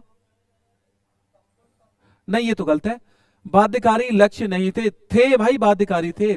ग्रीन हाउस गैसों में कटौती करना इसका उद्देश्य था, बिल्कुल था, समझ रहे हो ना। हाँ,